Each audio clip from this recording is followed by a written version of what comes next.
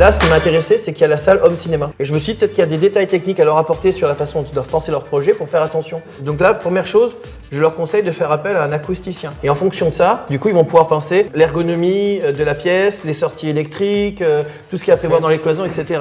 Après, ça demande vraiment, enfin pour le coup, les salles home cinéma, en termes de budget, vraiment, il n'y a pas de limite, quoi. Ça peut être intéressant d'avoir justement ces cloisons amovibles. Ouais, ça serait sympa. Ouais. Pour garder quand tu n'es pas en train de regarder ton film. Le truc, c'est qu'en fonction de l'exposition, il faut espace. changer de type de matériau. Là, il faut mettre une plaque phonique d'un côté ou une plaque standard de l'autre parce que voilà, tu veux t'isoler du truc. J'ai proposé de mettre des miroirs, ça coûte pas cher, mais tu sais, maintenant, les miroirs, ils en proposent de plein de dimensions, genre un gros miroir qu'ils ont cassé en plein de boue. Et du coup, tu peux placer comme ça sur le mur. Ça donne des illusions. Au fur et à mesure que tu te déplaces, tu as l'impression que tu te vois en 2-3 personnes. Tu mets un peu plus d'ambiance. En plus, tu peux même mettre des miroirs déformants. Comme ça, au moins, ça met un peu d'amusement un petit peu. Des boules à facettes. Ouais. Comme celui-là, depuis tout à l'heure, j'ai l'impression que c'est un miroir déformant. Ouais, je me trouve plutôt bien dans celui-là. Je vais prendre ta place alors. Dans un home cinéma, on prend toujours la configuration la pire qui soit pour concevoir les schémas techniques. Parce qu'en fait, ce que tu dois faire dans un home cinéma, c'est que toi, d'un côté, tu ne veux pas être dérangé par l'environnement pour que tu sois avec un super son, tranquille, bien dans l'ambiance. Mais surtout, légalement, tu ne dois pas déranger les voisins, la rue, les parties communes, voire même des gens chez toi qui ont décidé de regarder la télévision The Voice et toi Game of Thrones dans l'autre pièce. Tu ne dois pas les déranger et eux ne doivent pas te déranger, d'accord ? Du coup, légalement, on va s'attarder surtout à la partie où tu fais pas de tapage nocturne ou diurne, d'accord ? Tu gênes pas le voisinage proche. Donc en gros, toi, ta pièce, imaginons, toi, tu avais une pièce chez toi, hein, tu as une pièce de disponible, genre une chambre. En général, la chambre fait... Voilà, il y a la porte, d'accord ? On est dans la chambre. En général, la pièce fait 3,50 m de long par 3 mètres. Normalement, tu as déjà des isolations sur les murs. Bah ouais, parce que tu t'isoles déjà du voisin ou de l'extérieur ou des parties communes ou même de chez toi, selon comment c'est. Donc, ce qu'il y a, c'est que je te le dis tout de suite, tout ce qui est en place actuellement, va falloir que tu mettes tout à nu. Parce que ça ne correspond pas du tout à la façon de fonctionner des cloisons que nous, on va mettre en place. C'est-à-dire qu'actuellement, en général, tu as genre 10 cm de PMS, c'est-à-dire des plaques de polystyrène, tu sais, avec le placo devant, qui te séparent de ton voisin, et lui, il a la même chose de chez lui. Sauf que le PMS, au niveau acoustique, ça sert strictement à rien.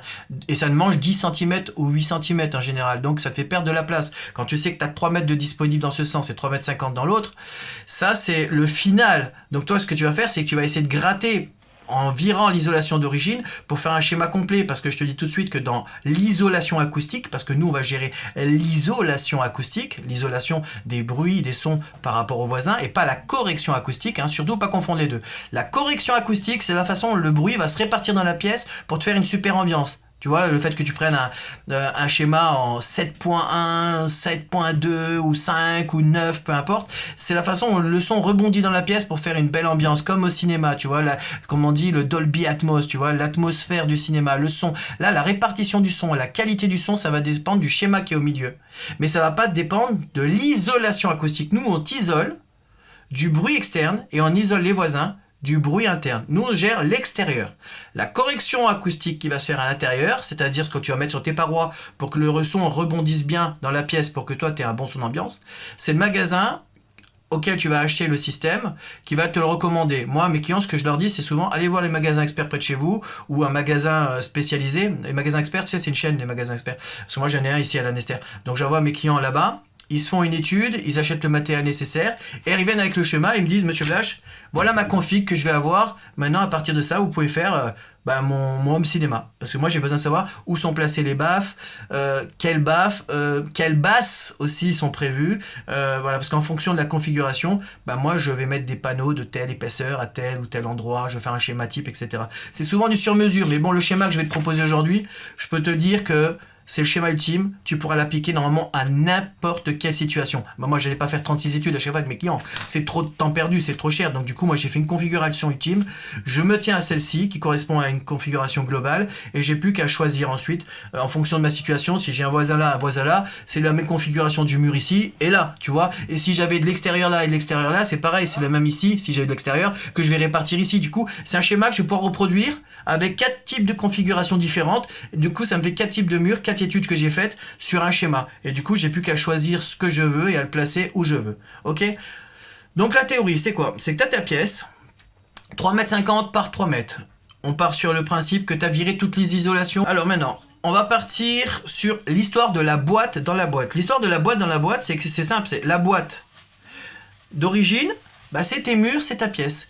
Et la boîte dans la boîte, en fait, on te parle de toi, ton home cinéma, en fait, c'est en fait une nouvelle pièce que tu fais au milieu et qui ne touche pas les murs, ni les plafonds, ni les sols d'origine. C'est comme si tu avais une pièce, un cube, en lévitation, d'accord, dans ta pièce, ok? Parce qu'en fait, les vibrations, le son, c'est des vibrations, le bruit, c'est des vibrations, ça vibre l'air, donc du coup, ça pousse tes parois. Tu sais, comme quand tu es à côté d'une baffe, tu sens que ça fait boum, boum, ça bouge ton corps, donc tu sens bien que c'est l'air qui vient pulser sur toi, donc ça fait bouger les parois. Du coup, j'ai expliqué ça dans une série de 3 vidéos il y a longtemps de ça. J'ai expliqué les mécanismes. Si tu veux, je te renvoie un lien là, dans la description vers ces 3 vidéos qui expliquent le principe de l'acoustique, etc. et comment je faisais un schéma de montage. Mais du coup, là, on a une configuration qui est beaucoup plus pointue. Donc, c'est pour ça que je te fais ça. Donc, l'idée, c'est que si toi, tu vibres tes parois, mais qu'elles sont en lien direct avec les parois d'origine, bah forcément, les murs d'origine vont eux aussi bouger, donc ils vont prolonger le son. Donc, le but, nous, c'est qu'on puisse monter en décibels au milieu, là, sans toucher les murs d'origine, pour pas prolonger le son.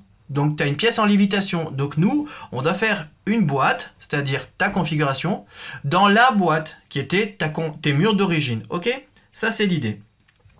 Donc, comme tu le vois, on va éviter, quand c'est du vide, de mettre un lien direct. Donc, c'est en gros, tu vas pas me faire un montage, déjà, je te le dis tout de suite, avec des fourrures. Ça va être que des schémas de montage sur des montants, parce que les montants vont faire sol-plafond sans besoin de toucher les murs. Pareil pour les plafonds. Au maximum, dans ce type de pièce, dans ces dimensions-là, on va pouvoir faire en sorte d'avoir un plafond autoporté. C'est-à-dire qu'il va aller de mur à mur, que nous on va faire, sans toucher le plafond d'origine. Et pareil pour le sol, on va faire en sorte d'être sur des granules, ça sera du Fermacell, je te montrerai après. Pourquoi? Parce que ça nous permet de nous dissocier du sol d'origine pour éviter que par contact direct, déjà, il y a un prolongement du son, mais bon, le son de l'ambiance, généralement c'est plus des bruits aériens, mais c'est pour y vibrer qu'il vibre ton sol et qui ne prolonge sur le sol la dalle pleine vers le voisin, ok? Voilà l'idée, la boîte, c'est ta nouvelle configuration. Dans la boîte, c'était murs d'origine, ok? Donc on doit éviter tout lien. Ça, c'est l'idée technique. Maintenant, tu vas voir, ça se passe différemment sur le terrain. Mais ça, c'est l'idée technique. La boîte dans la boîte, c'est en gros, tu dois t'isoler. C'est pour ça que nous, on fait l'isolation. Tu dois t'isoler de toute la configuration d'origine. Tu dois te dissocier de ça, ok? Comment on fait? Tu vas voir, c'est complexe et en même temps assez simple. Il faut y aller juste par étapes et tu vas comprendre le schéma de montage, ok? Ça, c'est le schéma technique, ok? Allez, moi... Voilà mon petit truc, mon client, voilà, j'arrive chez lui, on a tout démonté, donc du coup, il a des voisins, il y a les bruits extérieurs de la rue, donc le tapage nocturne ou diurne, que je te disais, les couloirs ou parties, comment on dit, communes dans un immeuble, c'est notre configuration, c'est la pire, hein, tu es dans un immeuble, tu as des voisins tout autour, d'accord? Et après, tu as chez toi, donc une pièce adjacente, ok? Donc nous, mon client, il arrive et fait, Monsieur Blache, voilà, j'ai fait une configuration au top du top chez mon magasin, j'ai mis un 7.2.4. 7, ça veut dire 7 baffes réparties. Point 2, c'est 2 baffes, mais c'est des basses, d'accord, pour les graves, d'accord. Et point 4, parce qu'en fait, il a mis aussi des baffes au plafond pour les effets spéciaux. Donc là, on est dans une configuration Dolby Atmos, d'accord, 7.2.4. On est au top du top. Ensuite, il va me dire, Monsieur Blache, moi, je veux pas avoir de frein. Je vais pouvoir gérer au maximum des possibilités parce que j'adore quand le son est fort, comme au cinéma. C'était un peu le but du home cinéma. Mais c'est sûr que, moi, ça va me demander à faire une isolation un peu renforcée. Donc, les principes, normalement, c'est ce que maintenant je vais te montrer ici. C'est que les variantes du réglage, quand quelqu'un t'ajuste, parce que quand tu fais appel à un professionnel, il te fait l'installation et il te fait les réglages, les bases dans un cinéma, c'est entre 85, on disait 80-105. Normalement, en fait, les seuils de douleur, les seuils où tu entends le son, c'est les infrasons, les ultrasons, etc. C'est soit tu descends plus bas, soit tu montes plus haut. Le seuil de douleur, c'est 120 décibels. À partir de 80, tu commences à avoir des sensations, si le son est mal fait, désagréables. Donc en général, pour ton son bien réparti dans ce genre de configuration, ça varie entre 80 ou 85 et 105 dB, ok? Donc ça veut dire que nous, quand on fait l'isolation, on doit se baser sur la pire configuration, et tu l'as compris, c'est 105 dB. Quand tu vas avoir des pointes dans le film où c'est le moment où il y a film d'action, musique à fond, gros combat, etc., on va être sur les 105 dB. Donc tous les calculs qu'on va faire, nous, eh ben, c'est pour faire en sorte qu'au moment où toi tu seras en plein cœur du combat dans le Seigneur des Anneaux, eh ben, que la petite qui dort chez le voisin ici, bah, tu la déranges pas pendant sa sieste. Parce que sinon, je peux te dire tout de suite que quand la petite va se mettre à gueuler, le voisin aussi, et va venir te voir, et puis du coup, le Seigneur des Anneaux, tu oublies, ou alors avec le casque. Là, tu seras dégoûté parce que ton home cinéma te sert plus à rien. On est d'accord. Donc la config la pire, celle-ci, 7.2.4. La seule chose que tu peux augmenter, ça va être du 9.2.4, c'est-à-dire plus de baff, mais tu n'augmentes, quelle que soit ta configuration, que tu sois en 5, en 7, en 9, peu importe, tu ne dois pas excéder les 105 décibels au réglage. Généralement, ils vont pas au-delà. De toute façon, c'est parce qu'après, c'est nuisible pour ton corps, c'est nuisible pour tes oreilles, c'est nuisible pour toi. Donc, dans les réglages, on part sur la pire configuration, mais la meilleure pour toi en termes d'ambiance, c'est 105 dB. Ça va être notre base de calcul, d'accord? Et pour les hertz, ça va être la pire configuration, ça va être les basses. Les basses, c'est le caisson de basse de derrière, 7.2, tu vois, donc on a mis une basse derrière dans ton dos, et une basse devant, ok? Donc on va mettre du 16 Hz. Quand tu as des basses en 16 Hz, mon gars, t'es heureux. Tu as des sensations de fou, tu trembles, tu sens les sensations dans ton fauteuil, t'es au top du top. Sauf que ça, les basses, ça, c'est le pire à atténuer, d'accord? Donc, les deux configs que nous, on va devoir gérer, c'est les dB 105 et les Hertz en basse qui sont 16 Hz. C'est-à-dire que nous, quand on va regarder nos schémas de montage, on doit regarder comment ils sont sensibles à la fréquence, d'accord? Et à la puissance.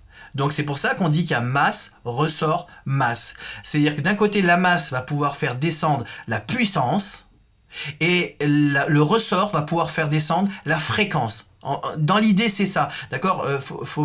Si tu fais appel à un acousticien, il va te l'expliquer en long, en large, en travers, parce que la masse, selon le type de masse, c'est-à-dire si c'est du placo, de la brique, etc., ça fait aussi descendre les hertz. Mais moi, dans l'idée, quand tu schématises les choses, parce qu'en fait, c'est comme ça que ça se fait dans le schéma de montage, en gros, les fibres, la résilience, le moelleux, donc le fait que tu vas déformer un support, c'est dans l'isolation que tu vas le voir, ça. Et ça, c'est les hertz qui vont baisser, ou qui vont changer de forme, passer des aigus au grave ou de grave aux aigus, d'accord? Donc ça va être l'isolation qu'on va mettre. Et après, la masse, elle va faire descendre le volume. Donc plus masse, plus on descend de volume, ok?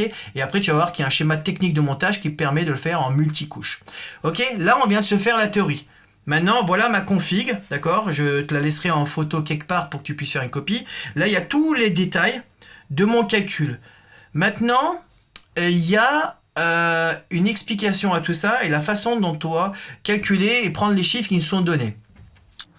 Bon, maintenant, là, je vais te montrer quelque chose qui est assez particulier. Alors, c'est ce que j'appelle mes règles de contrainte constructives. C'est-à-dire, en gros, ça, c'est 3. Tu vois, c'est pour pas qu'on s'y perde.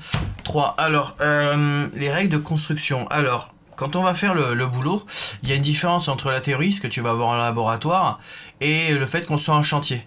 Donc moi, j'ai plein de contraintes que je dois m'imposer pour être sûr d'obtenir le même résultat qui est évoqué dans les laboratoires. Moi, quand mon client il me dit on doit atteindre telle valeur et je dois pas être embêté par rapport à tel décibel, moi je suis obligé de me baser sur ce qu'on appelle un procès verbal, mais le procès verbal, lui, il est fait généralement en laboratoire. Donc moi sur le chantier, il y a plein de choses qui vont changer les choses. Et ensuite, même en configuration ou lors de la commande, etc., il y a des choses à prendre en compte sur le fait que le matériau est-il disponible, etc., etc. Donc là, je vais te faire la liste un petit peu ce que j'appelle mes contraintes constructives. Alors, je vais te faire dans l'ordre, c'est des choses que je m'impose pour être sûr de répondre à la demande du client à n'importe quel moment. Alors, par exemple, la correction acoustique hors montage, baff interdit dans la contrecloison. Tu vois, première chose. Ça, c'est quelque chose que j'indique à mon client. Je lui explique bien que nous, on fait de l'isolation acoustique et pas de la correction acoustique comme je t'ai expliqué précédemment. Donc, je lui explique bien que les baffes, on ne pourra pas faire de trous dans la cloison pour les insérer. Sinon, le son, forcément, va passer à travers. Donc, il faudra qu'il prenne en considération le fait que sa baffe, si elle fait une certaine dimension, un certain design, il va se la retrouver devant la cloison. Donc, elle va prendre de la place dans la pièce. C'est ce qui va permettre de déterminer après la pièce qu'il va choisir pour faire son home cinéma. Hein, c'est-à-dire dire écoutez, on a pris 23 cm d'un côté, 23 de l'autre, étant à droite, à gauche, et ben, il vous reste tant au milieu de la pièce. Donc ça veut dire que si vos baffes font 40 cm d'épaisseur et pas 20, bon bah forcément vous allez les retrouver collés au siège. Donc ça va être compliqué. Du coup ça a quand même une conséquence, mais je dois le prévenir, d'accord?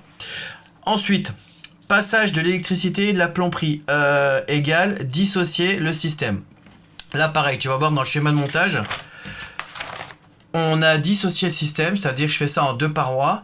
Parce que, faut bien que tu alimentes tout ça. Toi, le système, là, il y a de l'électricité dans la pièce, il y a aussi du chauffage, il y a des choses, des éléments. Le problème, c'est que dans le son, tu dois faire en sorte que ça soit hermétique au son. Donc imagine, tu es obligé de mettre des prises dedans le système.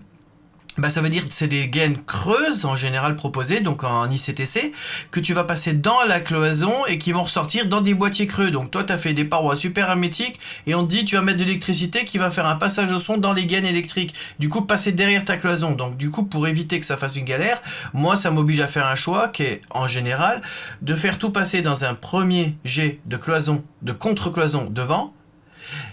Et après du coup de faire une deuxième paroi derrière pour être sûr que la première ne fasse pas passer le son à l'arrière des deux. Comme ça je suis sûr que le son va pas passer dans la gaine puis passer chez le voisin. Donc du coup ça m'oblige à faire un schéma de montage moi dans la réflexion qui va être dissocié en 2 fois. Voilà. Ce que de toute façon j'aurais fait à terme, tu verras pour une autre raison.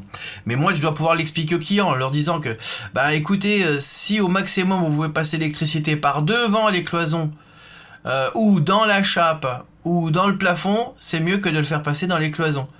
Pourquoi ? Parce que tout simplement, vos gaines sont creuses. Ou alors lui dire, écoutez, toute l'électricité, on va passer plutôt en R2V, tu sais, donc en câble noir en général, là, plutôt que dans des gaines. Mais ça veut dire qu'il faut prévoir de passer des R2V plus en 5G, 5G c'est-à-dire avec 5 fils, au cas où il y a besoin de rajouter, plutôt qu'en 3G, parce que du coup, il n'y a plus de gaines pour compléter et rajouter des fils s'il y a besoin. Tu vois, c'est une contrainte constructive, c'est une contrainte de choix. D'accord ? Donc là, je lui dis, écoutez, passage d'électricité, plomberie, moi, je dois le prendre en compte, donc du coup, je vais faire une cloison devant une cloison, mais je vous encourage à le faire passer plutôt devant que dedans. Ça, c'est la logique. Maintenant, c'est très bien qu'avec contrainte chantier, je vais être obligé de mettre dans la cloison. C'est pour ça que j'ai prévu un schéma adapté. Mais ça, c'est quelque chose que je dois expliquer au client, pour lui faire comprendre comment fonctionne le son, et s'il peut faire un maximum d'efforts avec l'électricien qui va venir, ou alors accepter le schéma que je vais lui proposer, pour passer ça dans les cloisons d'une certaine façon et avec un certain type de matériel. Je dois prendre en considération le coût des matériaux. Tu vois, je marque BA13, VS, autre chose. En gros, moi je te le dis tout de suite, dans le commerce, une plaque de plâtre phonique, tu sais, les fameuses plaques bleues là, vaut 3 fois le prix d'une plaque de plâtre standard. Et mais pourtant, sur le terrain, c'est une question de masse, c'est une question de logique aussi. Je peux te le dire que 2 à 3 plaques de plâtre standard est plus efficace qu'une seule plaque de plâtre phonique. D'accord ? On pourra te raconter tout le baratin du monde. C'est une question de logique. 3 plaques de plâtre associées, ça fait 25 plus 10, ça fait, on est sur du 3 pots. Ça nous fait quand même une sacrée épaisseur de plâtre entre ça et ça. Donc même si on rajoute de la fibre dans ta plaque de plâtre phonique, et donc de façon à la rendre plus rigide, plus dense, ça ne vaudra jamais la masse que représentent 3 plaques de plâtre. Sauf que ça t'a coûté aussi cher. Et après, en termes de disponibilité, c'est pas toujours évident. Alors que les plaques de plâtre standard, je les aurai toujours. Donc par rapport à une contrainte et de disponibilité et de prix, je me dirigerai toujours vers des plaques de plâtre standard, ce qui me permet en plus de faire des joints croisés, que ce soit en haut, en bas, dans l'autre sens. Donc du coup, comme généralement tu pars dans un schéma au minimum, tu aurais mis 2 plaques de plâtre phonique, donc l'équivalent de 6 plaques de plâtre standard, moi je préfère me diriger vers un schéma de montage qui va me prendre des plaques de plâtre standard et moins chères et tout aussi efficaces que des plaques de plâtre techniques, je l'avoue, mais plus chères, qui sont en plaques de plâtre phonique. Mais ça vaut aussi pour les montants, ça vaut aussi pour l'isolation, ça vaut pour tout. Je dois faire un choix par rapport au coût des matériaux, parce qu'à la fin, si le client il me dit « Ah, vous êtes bien gentil, monsieur Blage, ça fonctionne, je suis d'accord, mais ça me coûte 2 bras et une jambe », et je vais pas le faire. Donc moi, mon but, c'est aussi que je trouve un bon compromis, comment on dit, résultat-qualité, d'accord, prix-qualité, d'accord. Donc moi, dans mon schéma de montage, je vais privilégier des matériaux disponibles, et qui coûtent moins cher et qui sont tout aussi efficaces. C'est juste une question de montage après. Ok ? Alors, je dois isoler la pièce des contacts avec les surfaces existantes, la boîte dans la boîte. Bon, là, c'est ce que je t'expliquais précédemment. On part sur un truc qui est dissocié. On va pas se rattacher au mur. Donc, déjà, au client, je dis, on va faire ça sur montant et pas sur fourrure. Même si les fourrures auraient tendance à coûter moins cher, elles sont pas efficaces. Donc, nous, on doit être dissocié. Donc, du coup, moi, je dois partir sur des choix techniques où on va être dissocié. Donc, avoir des choix où on va être de point à point sans intermédiaire. Donc, forcément, dans mon cas de figure, ça tombe sur des montants. Ou éventuellement éventuellement pour le plafond. Au pire, je dois choisir des systèmes, ce qu'on appelle sur des styles Primtech, avec des suspentes acoustiques, avec seulement 1 ou 2 points. Il va falloir que je maximise les choses au niveau schéma technique pour que je ne touche que le moins possible les supports d'origine. Ok, ça c'est en rappel que je me le fais. Ensuite, les basses sont la référence. Il y a marqué 16 Hz. C'est le choix le pire que je t'avais choisi. Et je t'ai expliqué pourquoi. Parce que les vibrations directes, c'est la configuration toujours la plus gênante à choisir. Ok. Donc là, ça c'est pour peut-être. C'est aussi un rappel pour prévenir le client quand il va faire son choix.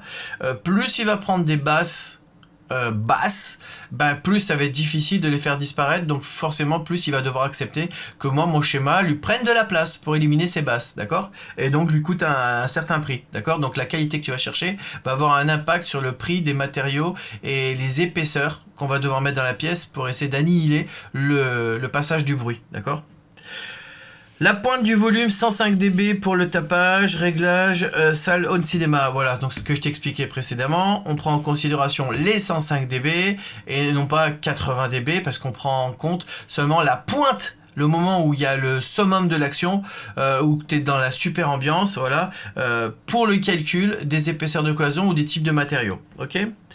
Matériaux disponibles en général, on évite les longs délais et les coûts exorbitants. Alors ça, c'est logique de... Ah ouais, c'est bien de choisir des matériaux super intéressants, le Tech Sound, le Si, le la Green Blue, les colles acoustiques, les plaques techniques, les montants ML, c'est des montants un petit peu qui sont en zigzag, qui sont faits pour atténuer aussi l'acoustique parce qu'ils sont faits comme sur le principe d'un ressort. Voilà, tout ça c'est super. Sauf que c'est jamais disponible. Ou quand t'en parles à ton marchand, il dit « Eh Pascal, t'es bien gentil, mais il y a que toi qui va nous les acheter, donc c'est à la palette. » Eh ben ça, c'est juste pas possible. Ensuite, si jamais moi sur le chantier à un moment donné, il manque un matériau pour X raison, il y a eu un problème à la livraison, ou j'ai mal fait mon calcul, ou le client veut adapter et du coup finalement a décidé de, je sais pas, de faire ça dans une autre pièce qui est légèrement plus grande, etc. Je dois pouvoir adapter mon schéma de montage, le choix des matériaux et tout ça en fonction de la disponibilité du matériau chez le marchand. Donc disons que je me dirige en général vers des solutions de matériaux qui sont classiques, qui seront toujours disponibles. Et imaginons que ce marchand-là ne vend plus la fourniture que j'avais prévue dans 2 mois, ben je vais pouvoir me rabattre sur un autre marchand parce qu'en fait il y a des classiques du genre que tu trouveras aussi bien chez Leroy Merlin que chez Point P, que chez Keguiner, que chez etc. Parce que en fait il y a les classiques de base. Donc moi je me dirige toujours vers des matériaux classiques, disponibles et qui me permettent de faire face à toute situation si j'ai besoin de me réapprovisionner en cours de route parce que j'ai vu un peu juste et puis il manquait 1 ou 2 plaques, etc.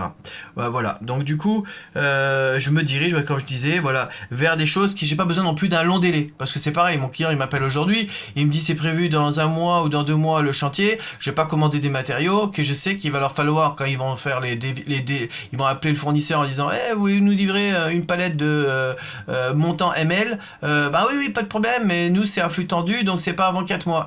Non, c'est pas possible pour mon client, donc je me rabats vers des solutions disponibles rapidement, et si jamais il y a un impair, je peux me réapprovisionner aussi rapidement, parce que c'est un truc qui est généralement disponible, tu le commandes aujourd'hui, la semaine d'après, au pire des cas, le marchand pourra me le rendre disponible de nouveau.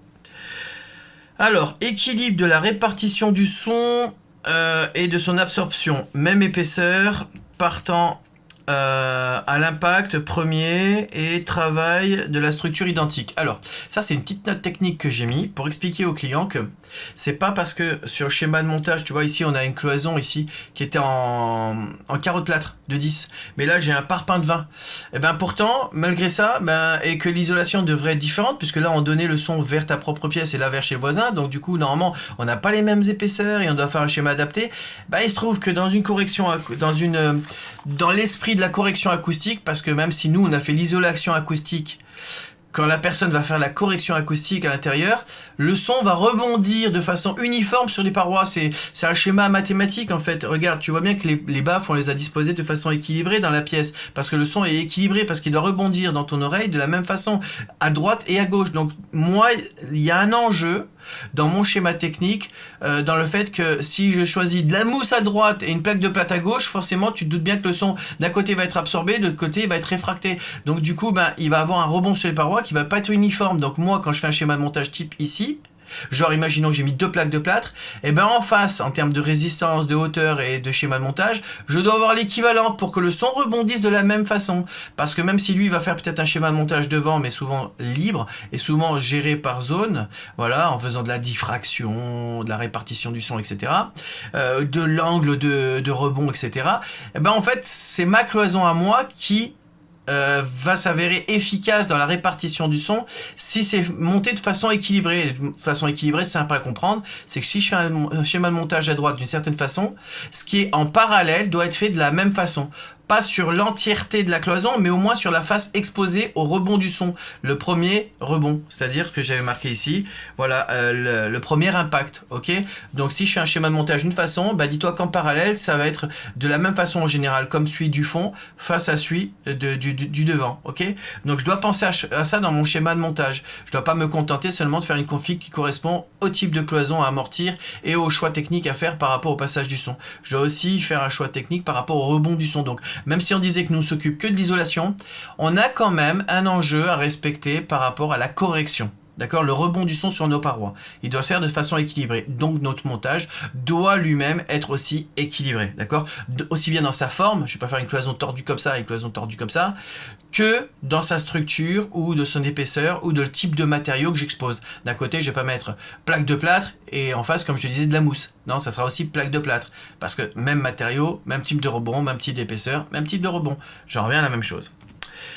Ensuite, on doit soustraire au calcul les conditions de chantier vs les résultats en laboratoire, plus la marge d'erreur technique du professionnel, c'est ce qu'on appellerait les contraintes matérielles. Alors oui, ça c'est, tu verras ça plus tard, c'est quand on fait le calcul, forcément, je te disais le PV acoustique, le PV du fabricant qui valide ce que nous on va faire, il est basé sur un résultat de laboratoire, sauf que quand moi je suis en situation de chantier, bah, il y a forcément des variantes. D'une part, c'est si on fait des erreurs techniques, nous en tant que professionnels, donc du coup je vais soustraire une partie des décibels du laboratoire. Ensuite, il y a les conditions chantier, ce qu'on appelle in situ, c'est-à-dire que les murs d'origine que lui il me donne au laboratoire en disant tiens tel type de mur égale telle atténuation, ah mais le mec avait peut-être mal bossé aussi, donc il y a l'erreur technique du coup que je dois prendre en considération sur le support d'origine, d'accord.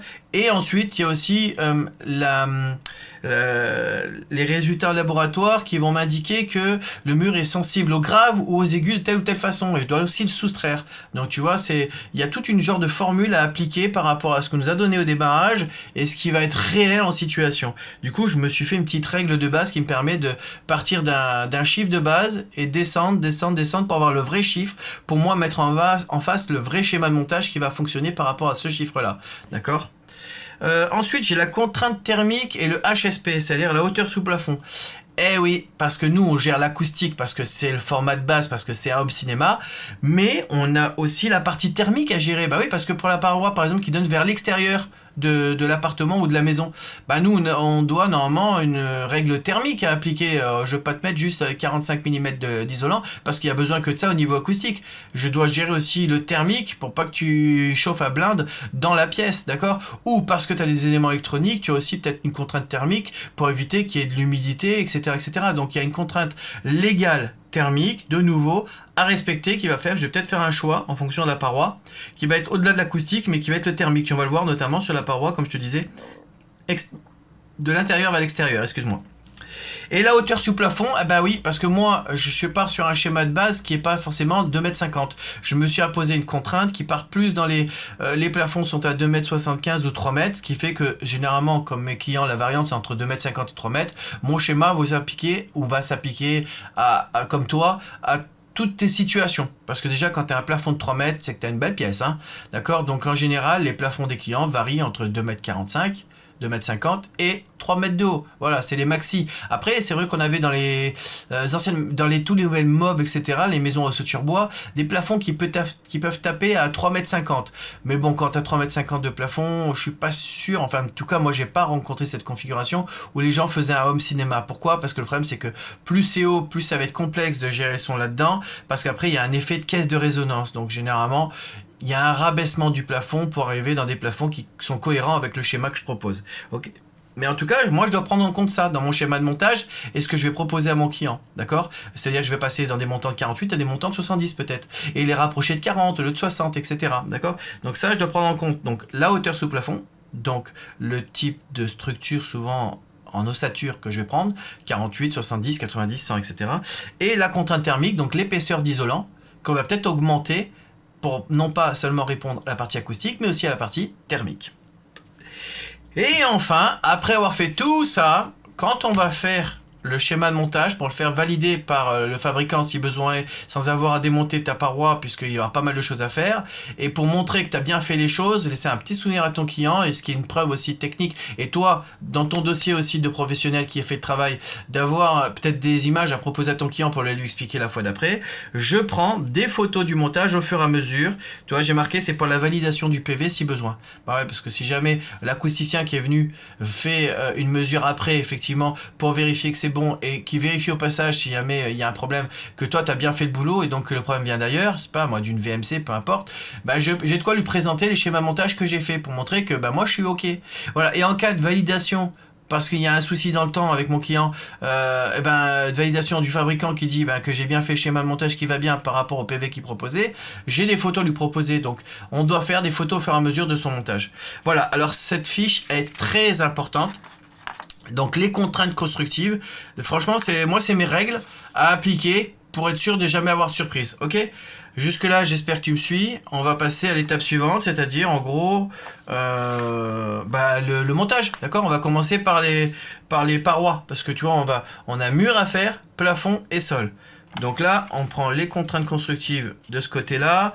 Ça, c'est une fiche pour le thermique, donc je t'en parlerai après. On va la mettre de côté là, hop là. Alors, l'ordre de montage. Voilà, alors là, ça c'est le schéma fini, ok? Mais je vais te mettre sur le côté, quand j'ai fait ce schéma, j'ai pris les photos. L'ordre de montage. Alors, nous, on va avoir, on a dit, une obligation par rapport au passage du son. C'est-à-dire que, par exemple, on va y aller par ordre de priorité. Moi, par exemple, pour l'ordre de priorité, c'est le voisin qui était ici sur le côté. Donc, première paroi que je vais faire au niveau acoustique, je dois fermer le passage au son vers le voisin. Donc, je vais aller de mur à mur. Donc, je vais d'abord faire cette paroi. Ok? Celle-là. Ok?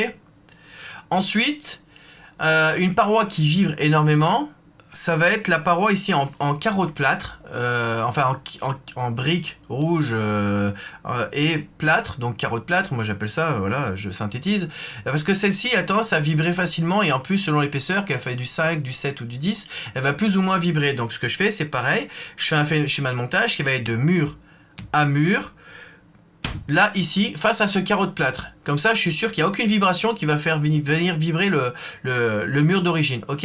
Parce qu'en plus, souvent, ce mur-là est en liaison directe, pareil, avec la dalle, et ça vibre sur la dalle, ce genre de carreau. C'est une dinguerie. Moi, je vois dans les immeubles sur lesquels je bosse sur Lorient, ils ont pas mal de murs comme ça, et c'est super prolongateur de bruit, d'accord? Donc, du son, les parois comme ça. En plus, elles sont légères en général. Donc, dès qu'elles ont une grosse base dessus, oh, ça fait du bruit. Tu l'entends même courir le long de la dalle, selon comment c'est fait chez les gens. Donc vraiment, c'est important que d'abord, j'isole en face de mur à mur ce mur-là. Ce qui me laisse ensuite, c'est assez facile de le voir, la paroi qui va être vers l'extérieur, vers là-bas, qui va être du coup appliquée sur ce mur-là et sur celui-ci, mais qui sont du coup nos murs que nous on aura fait. Donc, du coup, tu vois, on est désolidarisé déjà dans ce premier pan du mur d'origine qui serait à droite et à gauche, et même du mur d'origine qui donne vers l'extérieur. Du coup, je me rabats ici, ok? Et enfin, du coup, on fait la paroi d'en face, sur le même principe qu'en face. On va venir s'appliquer contre le mur qu'on vient de créer là et celui-ci, donc de plaque de plâtre sur plaque de plâtre. Et je vais te m'expliquer dans le schéma de montage. Pas besoin de mettre ici de languettes de séparation en liège, peu importe. On fait une structure rigide, c'est notre premier couvercle, d'accord? En fait, nous, on va pas faire une boîte dans la boîte. En fait, nous, on va faire une boîte au milieu, dans la boîte que je viens de t'expliquer, et dans l'autre boîte, ok? Parce que quand tu fais le schéma de montage, tu es obligé d'avoir des liens quelque part. Donc, tu peux pas avoir véritablement une pièce en lévitation. Donc, tu es obligé d'avoir un genre de calcul de la façon et tu vas faire les choses. Donc, moi, je fais une paroi, puis une autre, puis une autre, puis une autre. Ce qui me permet de faire mur à mur et dissocier le son, mur à mur, dissocier le son sur mes parties prioritaires, et ensuite m'appliquer sur ces nouveaux murs, donc du coup sur une structure indépendante. Ok, voilà. Ensuite, on va avoir le schéma de montage qui va être au milieu. On va d'abord faire le plafond.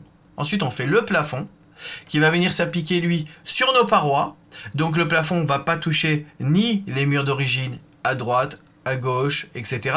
Puisqu'il va venir se caler sur notre plafond. Je vais te montrer ça ensuite, t'inquiète, sur le schéma de montage un peu plus loin qui est ici.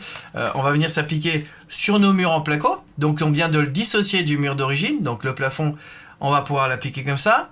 Ce qui fait que nous, dans la logique, on va faire aussi le sol, comme le plafond, qui va venir contre nos parois que nous on vient de créer, donc qui ne touche pas les murs d'origine, pareil, et qui est dissocié du sol d'origine. Et une fois que ça c'est fait, du coup on a fait mur, mur, plafond, sol, et bien du coup on va pouvoir faire la boîte de nouveau au milieu de tout ça, qui va s'appliquer sur le plafond qui touche pas le plafond d'origine, sur le sol qui touche pas le sol d'origine, et du coup qui va éviter de se prendre sur les murs même que nous-mêmes on a fait. Puisque du coup on va venir se prendre sur sol, plafond qu'on vient de créer. Donc on est aussi dissocié de notre première structure. Donc tu vois, on est vraiment dans la boîte, dans la boîte, dans la boîte. Ok ? Donc, et on va suivre le même ordre logique. C'est-à-dire je fais une paroi à droite, une paroi à gauche, une paroi là-bas et une paroi ici, ok? C'est pas dérangeant en plus sur le système de montage quand on va appliquer ça, parce qu'on peut passer toute l'électricité avant de passer cette deuxième zone de paroi, puisque comme on va faire, comme je te l'ai dit, le plafond, le sol et les murs d'avance, bah on peut tout passer ensuite dedans, dessous et par devant avant même de remettre les cloisons devant. Donc du coup, on va plutôt bien gérer le truc. Et ça va être plus simple à gérer puisque la config de base, finalement, celle qui nous concerne le HSP, la hauteur sous plafond, on se base pas sur les murs extérieurs, mais on se base sur le fait que le plafond est plus bas là et le sol est plus haut. Donc du coup ça va raccourcir les dispositions et du coup ça permet de minimiser la taille des montants aussi. Donc du coup ça facilite tout pour nous, ok? Et c'est là-dessus qu'on va s'appuyer pour faire notre nouvelle config qui est dedans. Je t'embrouille pas trop, mais voilà. Ensuite, moi, je laisse sur ma fiche, tu vois, des valeurs en fonction des hauteurs sous plafond que j'ai à avoir, 2,50 m, 2,75 m, 3,2 m, 3,50 m, tu vois. Bah, j'ai mis en face les structures que je devais faire. M48 doublé ou M66 doublé, les anthrax, si je les raccourcis ou pas, le nombre de plaques, voilà. J'ai un schéma technique, tu vois, je t'ai dit, ça c'est ma fiche qui me sert à faire rapidement mon devis, parce que bah, du coup, moi, je dois faire mon choix rapidement en fonction de ce que j'ai mesuré chez le client. J'ai ça qui est ici. Si tu veux, je te ferai un petit zoom de cette zone là pour que tu puisses voir chez toi comment c'est pour prendre celui qui correspond le mieux. Alors je te guide du coup dans l'explication. M70D x 60, ça veut dire montant de 70 doublé dos à dos avec un anthrax de 60, tu vois. Et ensuite, il est marqué plus 2 BA13 ou 1 BA13, ben forcément, effectivement, en fonction du nombre de plaques de plate, si j'en ai une ou deux, ça va être plus lourd et plus rigide. Donc du coup, je peux me permettre de monter plus haut ou moins haut. Voilà, donc ça a une influence. Ensuite, pareil, j'ai laissé mon schéma technique en fonction ici, tu vois, de l'isolation que je dois mettre par rapport aux obligations. Bah, en fonction de ce que je dois atteindre, les taux, j'ai un schéma qui va faire qu'en fonction de ma cloison, je vais mettre 45 mm ou 75 mm d'isolant ou tel type d'isolant pour atteindre les caractéristiques de 5, 3, 4, voilà les obligations qui sont sur cette feuille ici, ok? Et sur cette feuille, j'ai résumé aussi pas mal de choses. Donc ce schéma de montage me permet de voir, moi, quand j'arrive sur mon chantier, dans quel ordre je vais travailler. Voilà, là, je te fais un zoom, clac, clac, tu devrais y accéder. Alors, on va attaquer dans le dur. Attends, je vais t'enlever ça de la vision, parce que sinon, ça va t'embrouiller. Je le mets là. Alors, c'est les explications du PV Placo. Ouais, bah alors moi, pour tout ce qui est, c'est vrai, de la spécification, je travaille qu'avec la marque Placo. Pourquoi? Parce que je travaille avec l'intégrale Placo Plate, et puis ils ont un schéma de montage aussi sur le site internet, que je t'encourage à aller voir, dans lequel, quand tu remplis directement les mesures de ta pièce, ou les mesures de ta dimension, de soit de plafond, soit de mur, peu importe, il te donne tout le descriptif, automatiquement, de la quantité des matériaux dont tu vas avoir besoin. Et en plus, il te dit tous les matériaux avec les types de matériaux, c'est-à-dire le choix que tu dois fournir au fournisseur pour qu'il te fasse le devis. Donc franchement, ce simulateur te fait vachement gagner de temps. Parce que moi, une fois que j'ai choisi le type de cloison, par exemple une SA 120, je tape SA 120 placo, je tombe sur le site directement sur Internet, il tombe sur la fiche de montage et en plus sur le simulateur qui est en dessous dans lequel tu marques la dimension de la cloison et hop, il te marque automatiquement le type de fourniture, la quantité. Donc du coup, j'ai plus qu'à imprimer ça et envoyer ça à mon fournisseur. Du coup, ça me prend 1 minute par simulation. C'est génial, vraiment. Et du coup, je m'appuie là-dessus. Ensuite, je m'appuie sur le fait que le placo, je vais en trouver partout. Donc par rapport à ce que je te disais, ma feuille des contraintes, je vais faire quelque chose que je connais, qui est validé et qui sera disponible. Donc du coup, je m'appuie sur en plus, c'est le meilleur, puisque c'est ceux qui sont arrivés les premiers et puis qui ont tout mis en place pour ça. Et c'est ceux souvent qui sont inclus dans les DTU, etc., qui sont pris en exemple. Donc du coup, moi je m'appuie sur quelque chose que mon client peut pas remettre en question, que même un professionnel qui vient vérifier mon travail peut pas remettre en question, parce que je suis sur une valeur de la marque leader. Voilà. Donc on est au point 6. Voilà mon schéma de montage, en gros, comment il se présente. Ça, c'est la cloison. Donc, là, tu es dans un plan de coupe. Donc là, voilà la cloison, comment elle va se présenter. T'inquiète, je vais te faire un zoom, parce que là, comme tu vois, il y a un genre de format escalier, ce qui t'explique la façon dont je fais le schéma. Le fameuse boîte dans la boîte, ok, qui montre qu'on se dissocie. Alors, comment je choisis mon schéma de montage, les épaisseurs, etc. Alors, on fait un calcul. Alors, si je reprends mon schéma de base qui était ici, on va partir, attention là c'est parti, sur des calculs assez sévères, c'est-à-dire que moi j'ai des fiches techniques qui me disent combien les matériaux atténuent et en fonction de leur position, comment ça marche. Donc je pars. La configuration, la première que je fais ici, c'est la pire de l'ensemble, c'est celle qui va de chez moi à chez le voisin. De chez moi à chez le voisin, on a dit on part de 105 dB. Et chez le voisin, au pire des configurations, ça va être sa petite qui va être là. Et du coup, on doit descendre entre 20 et 30 dB, c'est ce qui doit rester chez le voisin. Donc on doit faire 105 moins 20, 30. Je crois que j'ai un calcul qui est fait à l'arrière quelque part. Ici, dans notre pièce, on a 105 dB. Chez le voisin, il doit rester 20 à 30 dB maximum parce que c'est une configuration de chambre. Il faut savoir que si c'est pas une chambre chez le voisin, que tu le sais pertinemment que chez le voisin c'est pas une chambre, et que c'est un salon, en général tu dois tomber à 53 dB.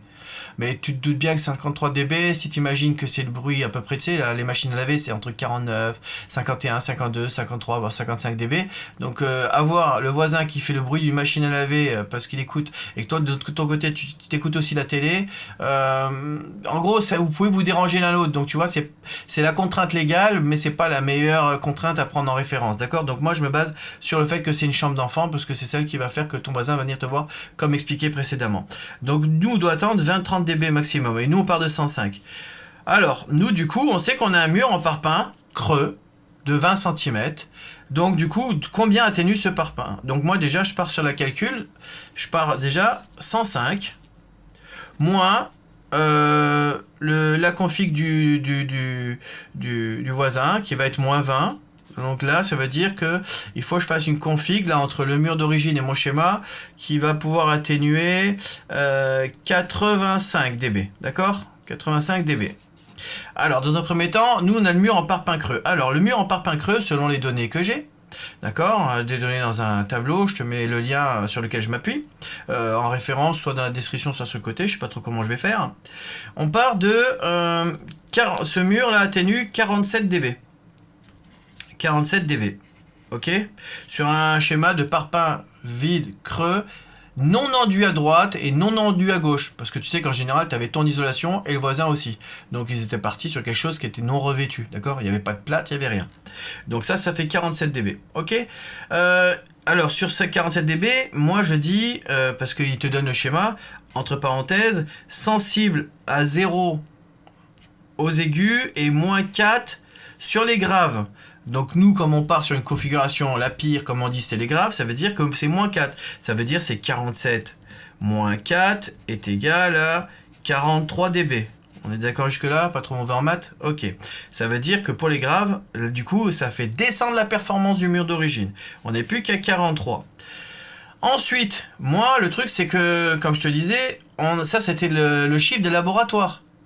Donc moi, ce que je pars, c'est qu'en situation, in situ, comme on dit, en chantier, je pars du principe que le mur est peut-être des joints de mal faits, ou le professionnel qui avait fait a mal géré la liaison avec le mur qui était ici, qui donne vers l'extérieur. Donc il y a un petit truc qui va pas, tu vois. Donc du coup, je pars sur un -3. 43 moins 3 égale 40.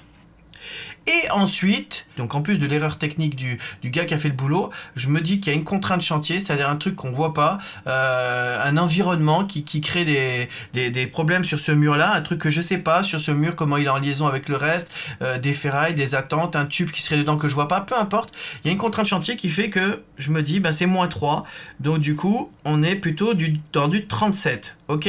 Donc là, j'ai respecté ma fiche de contrainte, qui était que je soustrais au résultat de laboratoire les conditions de chantier, -3. La marge d'erreur technique du professionnel, c'est-à-dire les erreurs lorsqu'il a fabriqué son mur, -3. Et la sensibilité au grave ou aux aigus, et là c'était -4. Du coup, on est parti de 43, on est parti de 47 et on finit à 37. Ok? Pour ce mur-là, du coup, de 85, je fais -37 par rapport au mur d'origine et je vais savoir du coup quelle paroi je fais moi. Ok, donc 85 moins 37. Voilà, ma paroi doit atténuer -48. Voilà, ça fait -48. Ok, donc là, ça c'est le schéma. Ok, donc maintenant je dois trouver dans les PV fabricants quel type de paroi peut amortir 48 dB. Donc ça tu le trouves pas trop dans les contre-cloisons standards. D'accord? Tu vas plutôt le trouver dans le style de cloison qu'on appelle les cloisons de séparation d'appartement à appartement. Imagine qu'il n'y avait pas le mur en parpaing et que j'avais dû faire une cloison de séparation en placo pour séparer de cet appartement à cet appartement. Donc on va faire des cloisons type SAA ou SAD, des cloisons séparatives, d'accord? Et quand je regarde les SAA et les SAD, il y a aussi une contrainte d'épaisseur, parce que forcément j'ai pas l'intention de te faire un mur qui va faire 30 cm. Donc du coup je regarde l'évolution de la préconisation de la SAA à la SAD, parce que c'est souvent une question de schéma de montage et d'épaisseur qui monte, parce que les SAA on part de 120 jusqu'à à peu près 160 il me semble, et après on passe dans des 160, 180 et plus, là c'est plutôt des SAD, parce qu'on a carrément des séparations de montage, parce qu'on part début d'un rail qui est uni, et puis un rail qui se dissocie parce qu'on est trop large. Donc du coup je regarde ce qui se passe. Bon, moi dans les notes que j'ai, quand j'ai une cloison SAA de 120, donc c'est-à-dire 12 cm, on atténue à peu près, quand on utilise les filtres que j'ai utilisés pour le calcul, là, on part de 61 dB, moins 9, moins 3, etc. On tombe à moins 46 dB. Nous, on devait atteindre moins 48. Après, on devait atteindre moins 48 pour atteindre 20 dB chez le voisin, mais on avait une variante entre 20 et 30, n'oublie pas. Donc on avait 10 de marge. Donc si moi je me dis, tiens, là j'ai moins 46 en ayant appliqué tous mes filtres et qu'on te cherchait moins 48, c'est bon, on n'est pas loin. Et parce que moi j'ai pas l'intention chez mon client de lui mettre une cloison badass de 30 cm. Donc on part sur ça. Une SAA de 120, mais le problème, c'est que dans une SAA, c'est du placo à droite et du placo à gauche. Ce qui n'est pas possible parce que nous on a un mur en parpaing, je ne peux pas viser par l'autre côté mur en parpaing. Donc regarde comment c'est fait une SAA. C'est que c'est des montants décalés, c'est-à-dire que tous les 60, j'ai des montants qui sont d'un côté de la paroi et tous les 30 dans l'autre sens, donc décalés, et après donc tous les 60, j'ai des montants qui sont sur l'autre paroi. Donc ce que je fais, c'est que tout simplement, je te montre la transformation là. Les montants qui étaient dedans et qui étaient sur une partie de la paroi, je les fais sortir et je les mets de l'autre côté. Donc à l'intérieur, c'est toujours la même épaisseur d'isolation, c'est toujours le même nombre de plaques, c'est toujours la même largeur de cloison, donc c'est toujours le même PV acoustique, le procès verbal. C'est juste que les montants de dedans, je les ai mis dehors, mais du coup en termes de résistance, c'est pareil, ça n'a pas changé. Donc j'ai juste déplacé de façon à ce que moi je puisse faire un premier montage comme un montage standard, c'est-à-dire avec un rail qu'on va positionner au sol, des montants puis des plaques, un espace, puis un rail qu'on va monter au sol, pareil, des montants d'isolation, des plaques. Voilà, c'est facile à monter du coup. Donc ça, on ne change pas l'épaisseur de la paroi, on ne change pas la structure ni le choix des matériaux, on met juste les montants de dedans, dehors, parce que dans le schéma de montage, comme on a un mur, ça ne serait pas possible autrement. Donc du coup, je vais m'appliquer le résultat de ce PV acoustique juste sur un schéma de montage différent au niveau des montants. Après, la seule variante qu'on peut avoir, c'est le type de montant que tu vas mettre dedans par rapport au fameux HSP, c'est-à-dire la hauteur sous plafond. C'est-à-dire, imaginons que là, je suis en M48 doublé. Je sais qu'en M48 doublé, je t'avais mis ça ici, en M48 doublé. Si j'avais 2,50 m de plafond, on est bon. Si par contre, j'avais 3 mètres, un peu plus de 3 mètres ou 3 mètres sur sol plafond, je vais passer plutôt dans du M70. Donc la seule variante que je vais avoir, c'est l'épaisseur du montant, mais pas le schéma de montage de base, ok? Et éventuellement, il va peut-être s'ouvrir un peu plus. Mais c'est tout, voilà. Mais du coup, en tout cas, nous, on a juste changé la largeur du montant, mais pas le schéma de base. Du coup, les résultats, on est toujours bons. Et au pire, tu regardes sur le schéma de montage proposé par Placo sur le site, en tapant cloison plus large, SAD, je sais pas moi, de 160 ou 140, et tu verras que c'est exactement ce que je dis là. Ils ont changé juste la largeur des montants. Donc du coup, tu tombes bon. Ok, donc au pire, tu vois, j'ai juste à changer ça parce que je m'applique les règles, parce que je sais qu'est-ce qu'on doit mettre pour telle hauteur. Ok.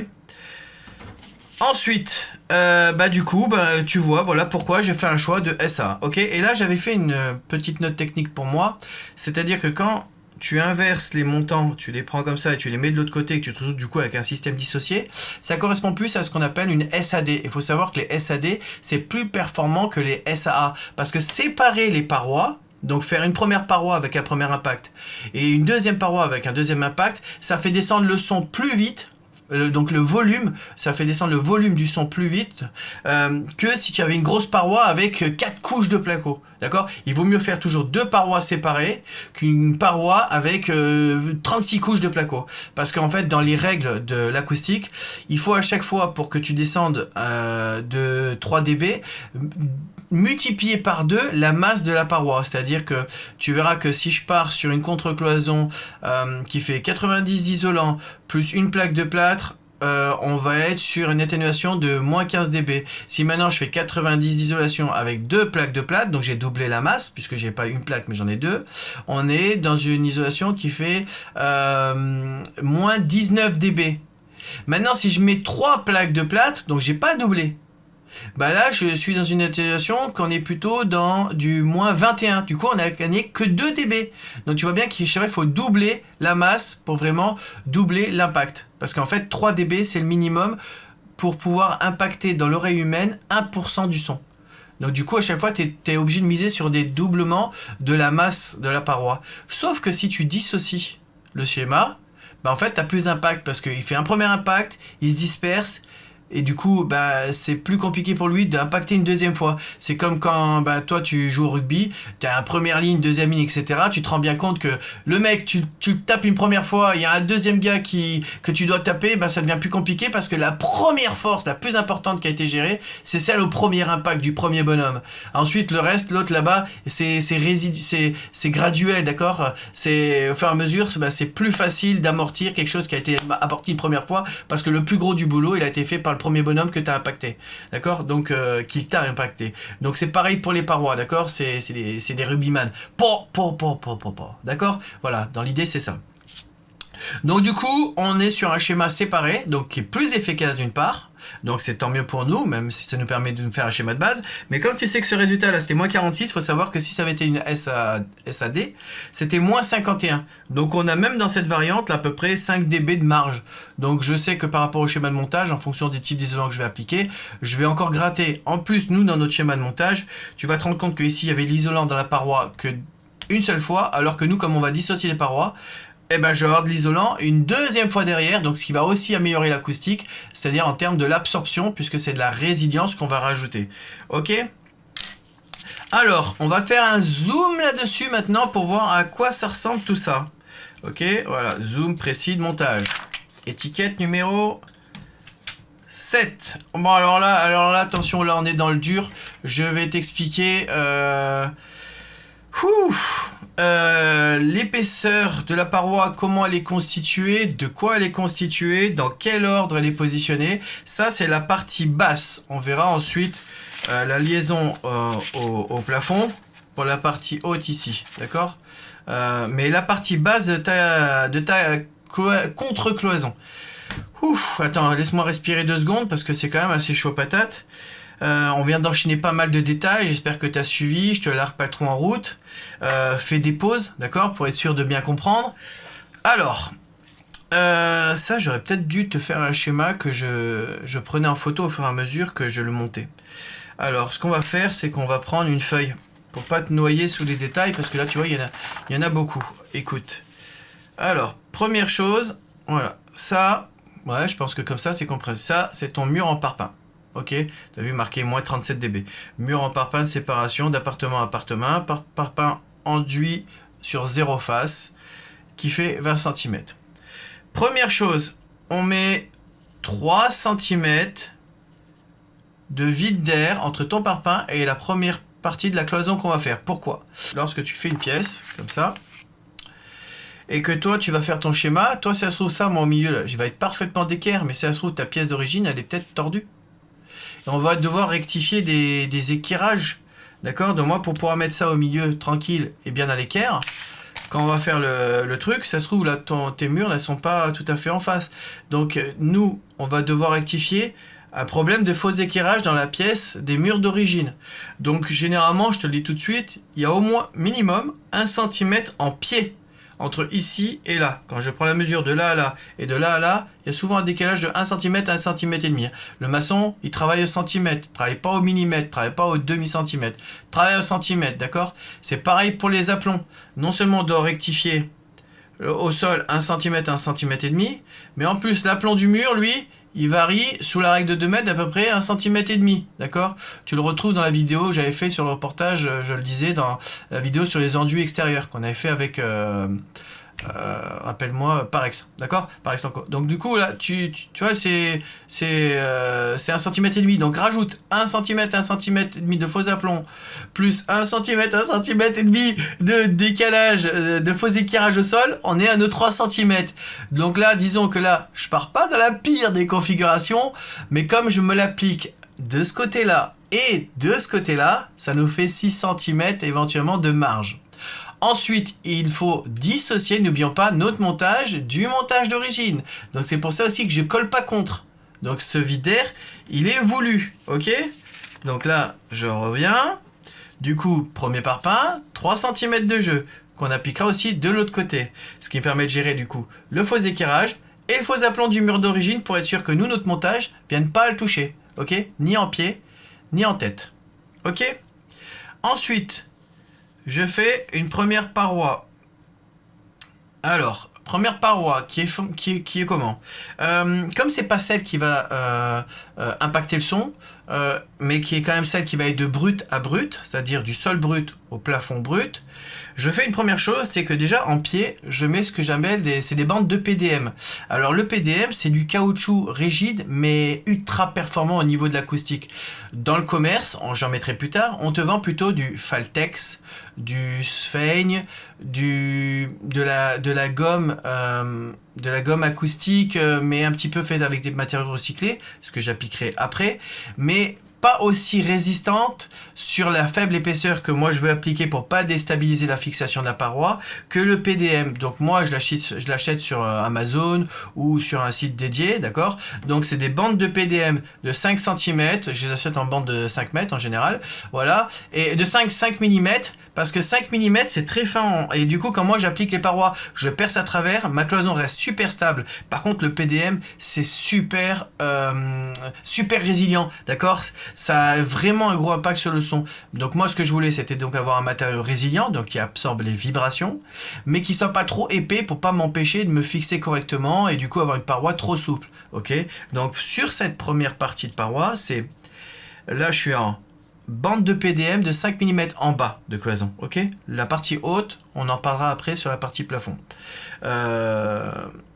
Bon, si, allez, je te la montre. Sur la partie plafond, là, du coup, tac, sur la partie plafond, je mets du liège plutôt. Parce que au plafond, en fait, le liège, pareil, je viens d'appliquer à peu près 70 mm. Je mets du liège, pourquoi?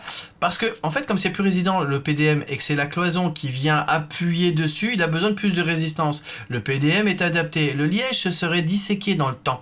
Par contre, sur la partie liaison plafond sur le brut, le liège, pareil en 5 mm, en fait il fait son job de résilience parce que c'est un super produit, je peux le découper à la mesure, je t'avais montré dans une précédente vidéo comment on le découpait quand on faisait un plafond là, sous plancher bois, c'est facile à faire, il a une bonne résistance et là il n'y a pas toute la paroi qui appuie dessus, seulement les fixations. Donc du coup, la sollicitation sera jamais suffisamment importante pour le détériorer dans le temps. Et il fera son job de résilience par rapport à la liaison de notre cloison avec la dalle brute de plafond.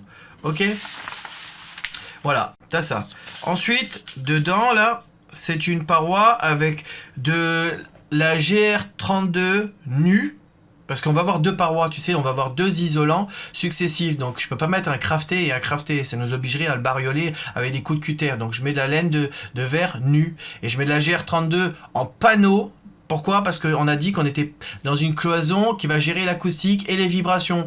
Donc, pour éviter toute polémique, d'accord ? Et tout problème dans le temps, je mets un matériau rigide ou semi-rigide dans la paroi pour pas qu'il s'affaisse de lui-même. Ensuite, part du principe qu'éventuellement, c'est ce que moi je fais, je pars d'une paroi qui fait à peu près 3 mètres de haut, ou voire 3 mètres 50. Si tu mets du roulé là-dedans, il va s'effondrer sous son propre poids. Et oublie pas, on vient de lui mettre non pas une plaque derrière, pour l'enfermer, mais un vide d'air. Donc il risque en plus de sortir tout doucement de la paroi. Il n'a pas un appui qui l'empêche de descendre et de maintenir sa masse. Alors que moi, si je mets des panneaux dedans et pas du roulé, bon, forcément, ça tient mieux dans le temps et ça tient mieux à l'impact et ça n'aura pas tendance à partir de la paroi. Il va bien rester raide. Moi, ce système, il est prouvé, ça marche super. Donc, laine de verre GR32 nue. D'accord, en 45 mm.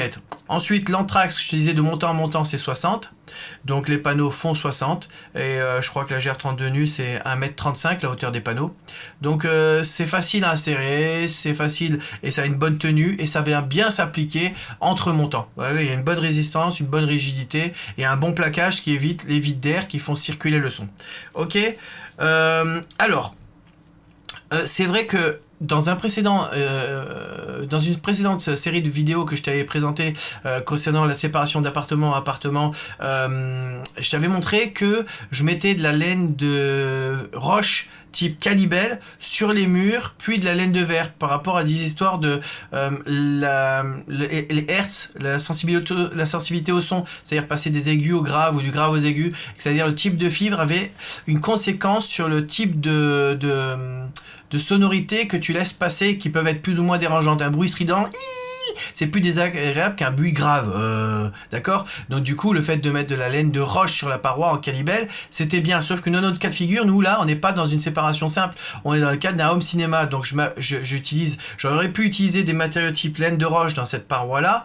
Sauf que je ne fais pas parce que tout simplement, j'ai pas trouvé d'isolant en laine de roche, en panneau semi-rigide ou rigide, équivalent à la GR32. Il y a des marques que forcément tu pourrais me citer. Donc si tu veux me laisser une référence, je suis preneur, mais moi j'ai testé plusieurs marques, et quand il s'agit de laine de roche, dans une épaisseur de 45 mm, comme ça, 50 même. Franchement, la résistance sous le poids quand tu succèdes les panneaux, ça tient pas, ça s'écrase et ça se dissiquette. D'accord ? Donc c'est pas assez costaud. C'est pour ça que moi j'étais basé sur du Calibel, qui était un panneau complet, très rigide, associé à une plaque de plâtre que tu collais contre le mur. Donc il n'y avait pas de possibilité d'effondrement du matériau. Là, il y a une possibilité d'effondrement. Et du coup, il s'agit de panneaux rigides. Et du coup, là, franchement, moi je te dis tout de suite, sur cette dimension de 45 mm, ça marche pas. Quand tu mets deux panneaux, ça commence à s'appuyer en souplesse, à sortir de la paroi, à s'écrouler sur lui-même. Donc dans le temps, ça ne marchera pas. D'accord ? Et la tenue du matériau là pour l'acoustique, elle est essentielle. Donc du coup, je pars sur une configuration laine de verre. En plus, moi, le PV fabricant que j'ai qui va me permettre de valider mon schéma, c'est chez Placo. Donc c'est Placo et Isover. Donc du coup, forcément, c'est des plaques de plâtre de chez Placo et des isolants de chez Isover. Donc en cas de vérification, si j'ai pas les produits associés à leur PV de fabrication, ils peuvent pas me le valider. Donc je suis un peu condamné, plus ou moins, à suivre le schéma de base avec les matériaux proposés. Bon, ça m'arrange parce que techniquement, c'est des bons matériaux qui vont dans le sens de ce que je veux faire. Et ça m'arrange dans le fait que le PV, de toute façon, il est validé que par ça. Du coup, moi, je pars sur cette situation. Voilà, GR32 nu. C'est des montants doublés, parce que c'est du dos à dos. On est en contre-cloison, d'accord ? On est en M48. Donc là, ça va pouvoir monter, on te disait, jusqu'à à peu près 2,50 m. Au pire des cas, si tu dois monter plus haut, ça serait du resserrage de montant à 40, mais par du principe cette paroi va pas être exposée au choc. Donc je te dirais que si tu pars en M48 doublé dos à dos tous les 60 et que tu dois aller au-delà des 2,50 m, c'est pas un problème. Ensuite, nous, ce qu'on a, c'est qu'on met 2 plaques de plâtre devant. Donc ça veut dire qu'on peut monter jusqu'à 2,75 m.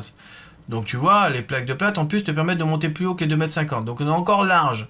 Donc là je te dis, tu pourrais monter carrément aux 3 mètres, qui n'aurait pas de conséquences parce que cette paroi ne va pas être exposée au choc, puisqu'il va y avoir encore une paroi devant.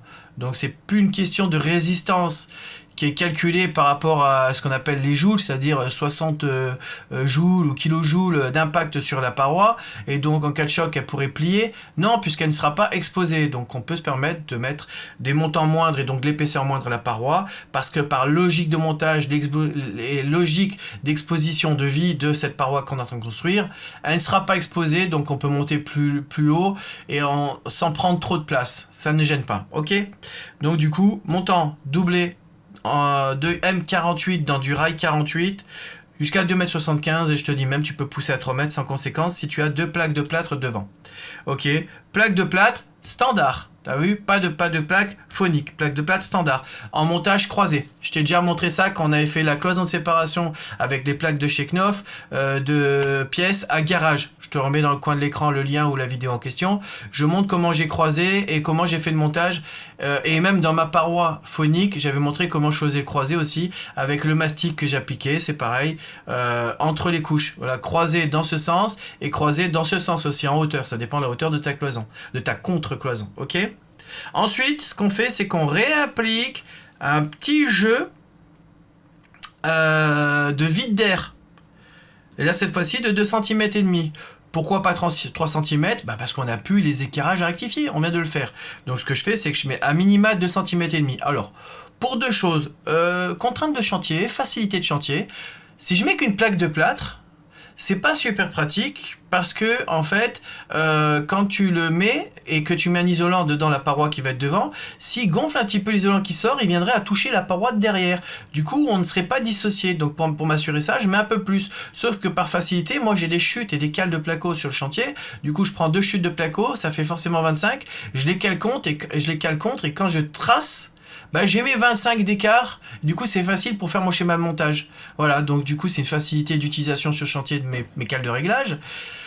Et c'est une facilitation de maintenue aussi parce que quand je vais l'appliquer, pareil, je laisse sa cale derrière et au moment de la fixation, ça me maintient l'écart. Donc je suis sûr d'être bien droit devant. Voilà, donc vraiment c'est une contrainte de chantier, une facilitation de chantier. Voilà, ensuite, comme tu vois ici, j'ai appliqué... Ici, normalement, par rapport au sol, qui va être en fermacelle, que je t'expliquerai après, il y a une bande résiliente au bord qui fait à peu près 10 mm, d'accord, sur 10 cm de haut. Donc, du coup, c'est sûr qu'en prenant 25, on s'évite de venir toucher ce truc-là. Parce qu'avec une plaque de placo seulement, on aurait tendance à venir serrer contre. Ce qui aurait créé un lien aussi, dans la même idée. Donc, c'était pas cool, parce que cette bande résiliente, il se trouve qu'elle sort de la chape. Ok, elle vient s'appliquer contre. Et là, comme tu vois, en bas de cloison aussi, quand on a appliqué nos 2 premières plaques de plâtre, on a un bandeau, là, que je vais te montrer, là, ici, mais que je t'expliquerai après, qui est un bandeau de plaques résilientes roulées au sol de 1 cm, sur lequel les plaques viennent s'appuyer, de façon à boucher le passage à l'air, donc le passage au son. D'accord ?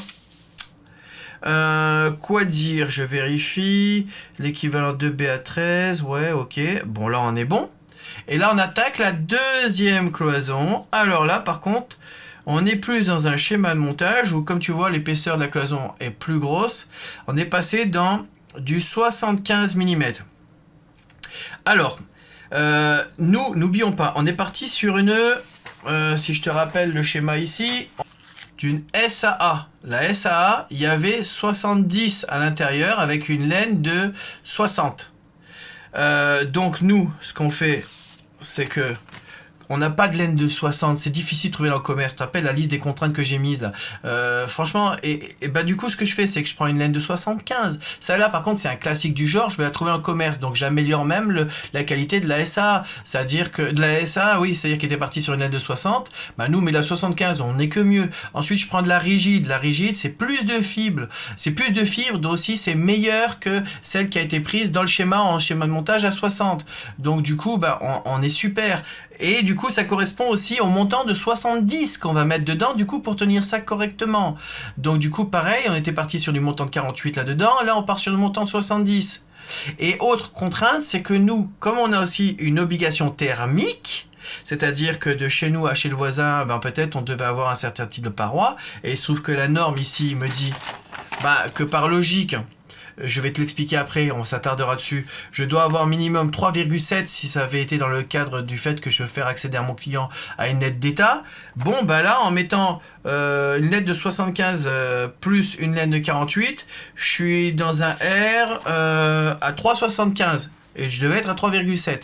Donc c'est bon, puisque là, on avait en fait 2,35, la qualité à la résistance thermique de la laine 75 en GR32, avec un craft, plus la GR32 nue qui faisait 1,4 sur une paroi avec une largeur de 48. On va revenir sur la partie thermique et sur ça pour te la présenter et que tu fasses un petit scan de ça pour avoir toi ma logique et ma fiche juste un peu plus tard. On en reparlera quand on fera la paroi qui nous sépare de l'extérieur. C'est plus là où il y a une conséquence et on a besoin de l'expliquer et du coup s'attarder dessus. Donc du coup on est sur de la GR32 avec craft dans un montant pareil doublé M70 qui va nous permettre de monter très très haut, montant doublé M70 en track 60 avec un BA13 ça aurait été 3,2 m et avec 2 BA13 qui pour nous va être le cas, on peut monter jusqu'à 3,50 m. Donc tu vois on est vraiment très très large, ok. Par contre il y a une petite subtilité en cette paroi qu'il faut que je te montre. Alors la première c'est que déjà au sol là, du coup maintenant comme on est par-dessus la chape Fermacell et plus sur la chape brute, j'ai plus besoin de mettre de l'EPDM, donc là tu vas pouvoir utiliser du Faltex, moins cher, disponible chez Leroy Merlin, à Point P, peu importe, facile à trouver dans le commerce, en 7 cm les bandes, facile, donc comme tu vois l'isolation va venir toucher au sol derrière et le Faltex sera posé pour la fixation du rail sans problème et venir épouser juste la place comme le principe de ce qu'on avait fait précédemment sous les plaques de plâtre qu'on va devoir poser dessus qui nous évite du coup un lien à boucher avec du mastic sauf devant pour le principe, mais du coup on va pouvoir s'appliquer dessus et poser dessus. Voilà, donc du coup c'est assez simple à mettre en place, donc la Faltex de 7 cm plus rail de 70 plus montant M70 doublé dos à dos tous les 60 et 2 plaques de plâtre standard de nouveau. Ok. Alors petite notion comme tu vois là, regarde, on a de la laine de verre et j'ai marqué de la laine de bois. Alors l'isolation en laine de bois, il s'agit ici de l'isolation en laine de bois de 80 par 60 les panneaux, c'est surtout en termes de résistance, c'est des panneaux fibres de bois donc c'est super costaud. Pourquoi je marque ça? C'est pas elles sont une au-dessus de l'autre, elles sont réparties. Voilà pourquoi on met de la laine de bois. Regarde, tu le vois ici. On reprend notre configuration. Mon client il m'a dit Monsieur Blache, voilà ma configuration.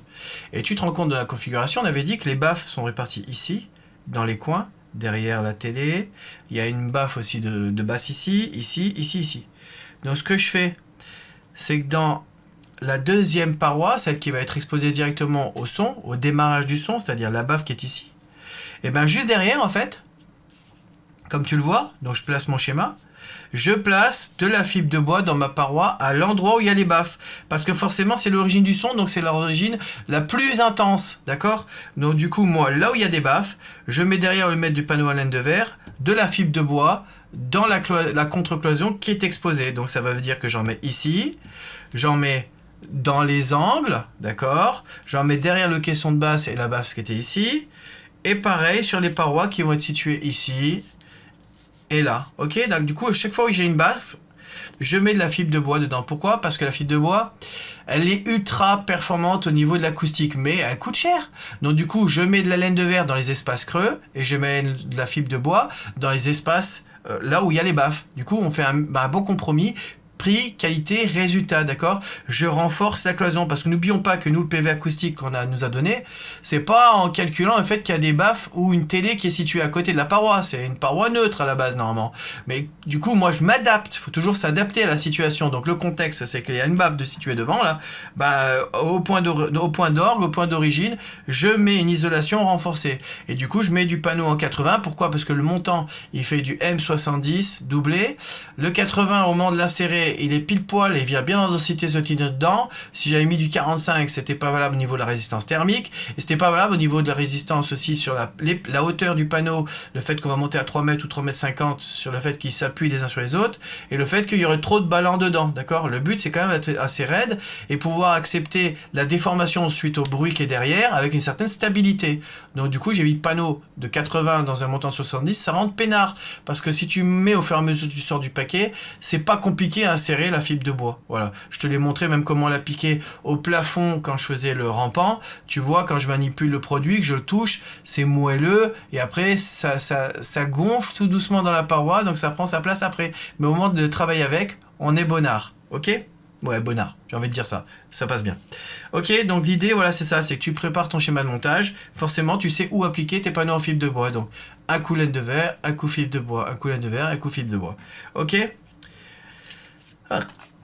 Hop, ça, je mets de côté de nouveau, ça, je mets de côté de nouveau. Ah oui. Petit filet de mastic en bas de paroi, juste à la sortie. Pareil, je te rabats vers les vidéos que j'avais fait de schéma de montage sur la paroi acoustique que j'avais faite d'appartement à appartement par rapport à une problématique pour un de mes clients qui avait été que le voisin faisait de la musique et du coup, bah, j'ai fait une paroi devant hermétique. Donc du coup, je montre comment j'applique le mastic final devant au pourtour, parce que c'est bien ça que le pourtour, j'applique une liaison souple, mastiquée, pour le passage à l'air, ok, mais juste en fin de bandeau, hein. Donc très peu de consommables puisque nous on a mis le Faltex là qui vient sous tes plaques de plate quasiment jusqu'au bout. Après je vais t'expliquer du coup la zoom plus important par rapport au schéma de montage, des granulats, tout ça du Fermacell quand on passera à l'explication sol, ne t'inquiète pas. Et après en plus tu vois l'avantage c'est que même par rapport à là, la fin des plaques, on a de l'OSB2 qui vient se caler contre notre paroi, qui va fermer encore le passage à l'air. Vraiment, on est au top du top dans ce schéma de montage. Il n'y a rien qui passe en pied, en tout cas au niveau du son. Voilà. Ni l'air, donc ni le son, ni la résonance par rapport à une vibration, parce qu'on est dissocié. C'est vraiment, ce schéma est vraiment top, d'accord? Vraiment, j'ai passé du temps à le faire, mais il est vraiment top. Je vérifie qu'il n'y a rien de marqué de particulier. J'ai marqué boudin de silicone pas cher, ouais, parce que là, tu sais, tu peux aller prendre du Soudal à Brico Dépôt, ce sera pas cher et ça sera tout aussi efficace. Ce qu'on voulait, c'est juste un mastic à silicone qui bouche le truc, qui adhère bien aux deux matériaux et qui passe très bien et qui soit pas cher, hein. C'est juste le fait de boucher le passage à l'air. Et c'est vrai qu'elles sont genre 1,50€ la bombe en Soudal à Brico Dépôt, quoi. Pas de passage à l'air, moquette, OSB2, ouais, on va voir ça après. Oh, là on a fait en pied, c'est bon. Et après sur la partie plafond, ouais, on va redétailler la partie plafond de cette cloison pour compléter. Alors, tac. Sur la partie plafond, même principe que sur le bas, là on a mis du Faltex et là on a mis de l'EPDM, et comme je t'avais dit, là j'avais mis en plafond du liège, et là pareil, du liège de nouveau, parce qu'en fait le liège va très bien l'affaire, puisque comme je te disais, la cloison n'appuie pas dessus. Ah oui, le Faltex qu'on a positionné ici, c'est 1 cm, hein. C'est en 1 cm, parce que tu as tout le poids de la paroi, et là elle est en 70, hein, plus laine de 20, donc du coup, là on était en 5000, là j'ai mis en 1 cm, paroi plus lourde, plus épaisse, d'accord, mais ça sera par contre moins cher, parce que le Faltex en 1 cm, c'est très bien, c'est très stable, et c'est très disponible, d'accord, en 7 cm de large. Là en haut, on va mettre pareil, liège, 70 mm de large, sur 5 mm d'épaisseur, d'accord, ça se vend en rouleau, tu le découpes, comme expliqué précédemment pour la partie ici.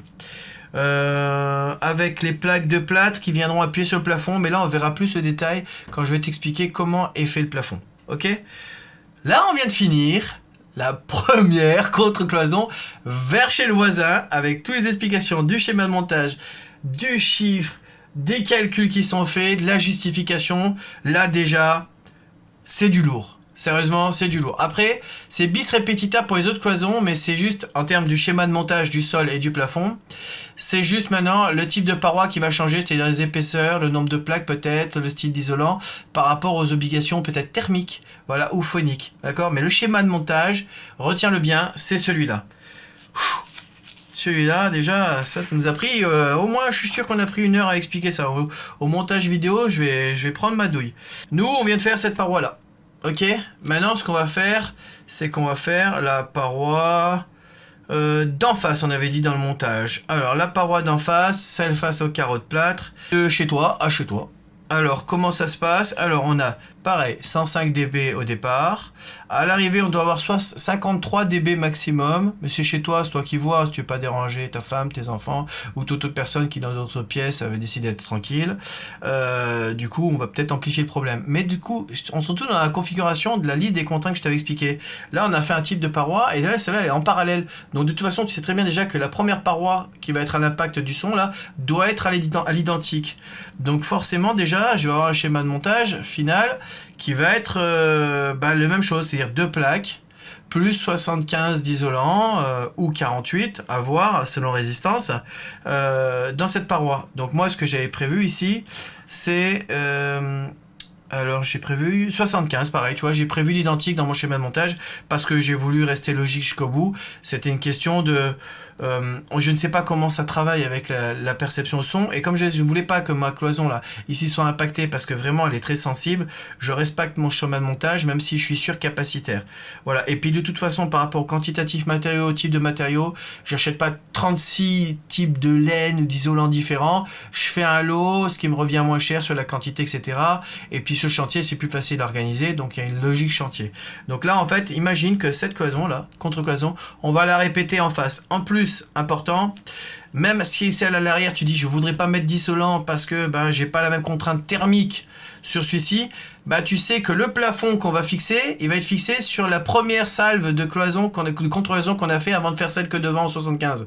Donc ça veut dire derrière ça va être le même schéma technique parce qu'il faut que ça fasse un ensemble. Donc ça va être 48 plus 2 plaques. Au plafond, ça va être minimum l'équivalent de 48 plus de plaques, et de l'autre côté, 48 plus de plaques. On fait un cube complet qui se ressemble, d'accord? Donc du coup, forcément, c'est les mêmes schémas. Voilà, c'est bis repetita. Et par contre, niveau performance, on va être bien large cette fois-ci, c'est-à-dire qu'on peut arrêter de 105 moins 34 que fait la cloison ici, cette fois-ci, au lieu de 37 à l'arrivée, moins 20, du coup, une performance qui est de dingue. On va être à moins 51. Ah oui, on est à moins 51. Ah oui, parce que ici, nous, on avait du parpaing ici, qui atténuait 47 au démarrage et finissait à 37. Ici, nous, la cloison atténue moins. Donc c'est bien aussi qu'on ait gardé notre schéma de montage, parce que c'est vrai qu'au lieu de 37 au final, elle atténue plus que 34. Donc on doit avoir une performance supérieure, on doit atteindre les 51 si je veux garder les trucs. Donc du coup, on était bon là, il faut garder le même type de paroi. J'avais oublié ça, c'est vrai que nous on a moins d'efficacité au niveau du passage du son. Si on veut conserver ici un son aux alentours de 20-30 dB.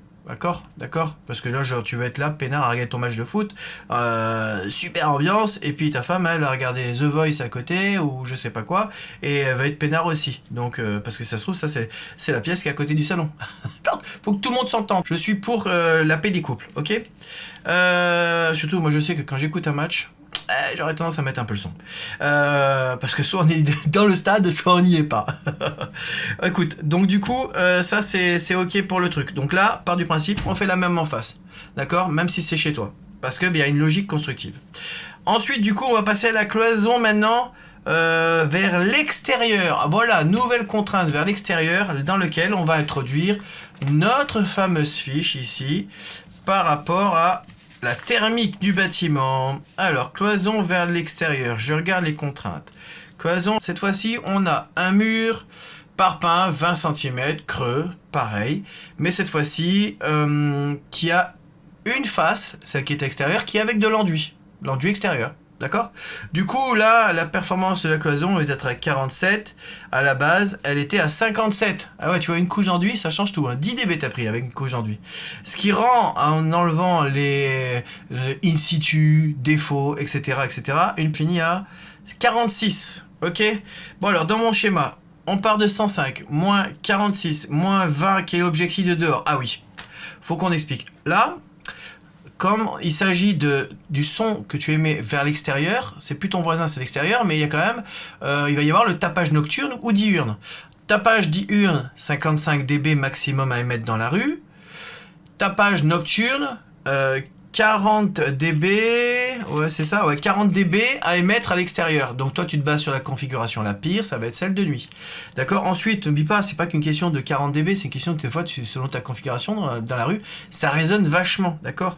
Donc 40 dB, mais bon c'est quand même moins que 20 à 30 dB qu'on avait l'obligation qui était là. Sauf que toi, là tu vas peut-être prendre en jeu le fait que toi, t'as pas envie de te embêter. Moi je sais pas, moi si t'habites en ville, à Paris ou en zone urbaine ou en zone avec des tracteurs, je sais pas moi.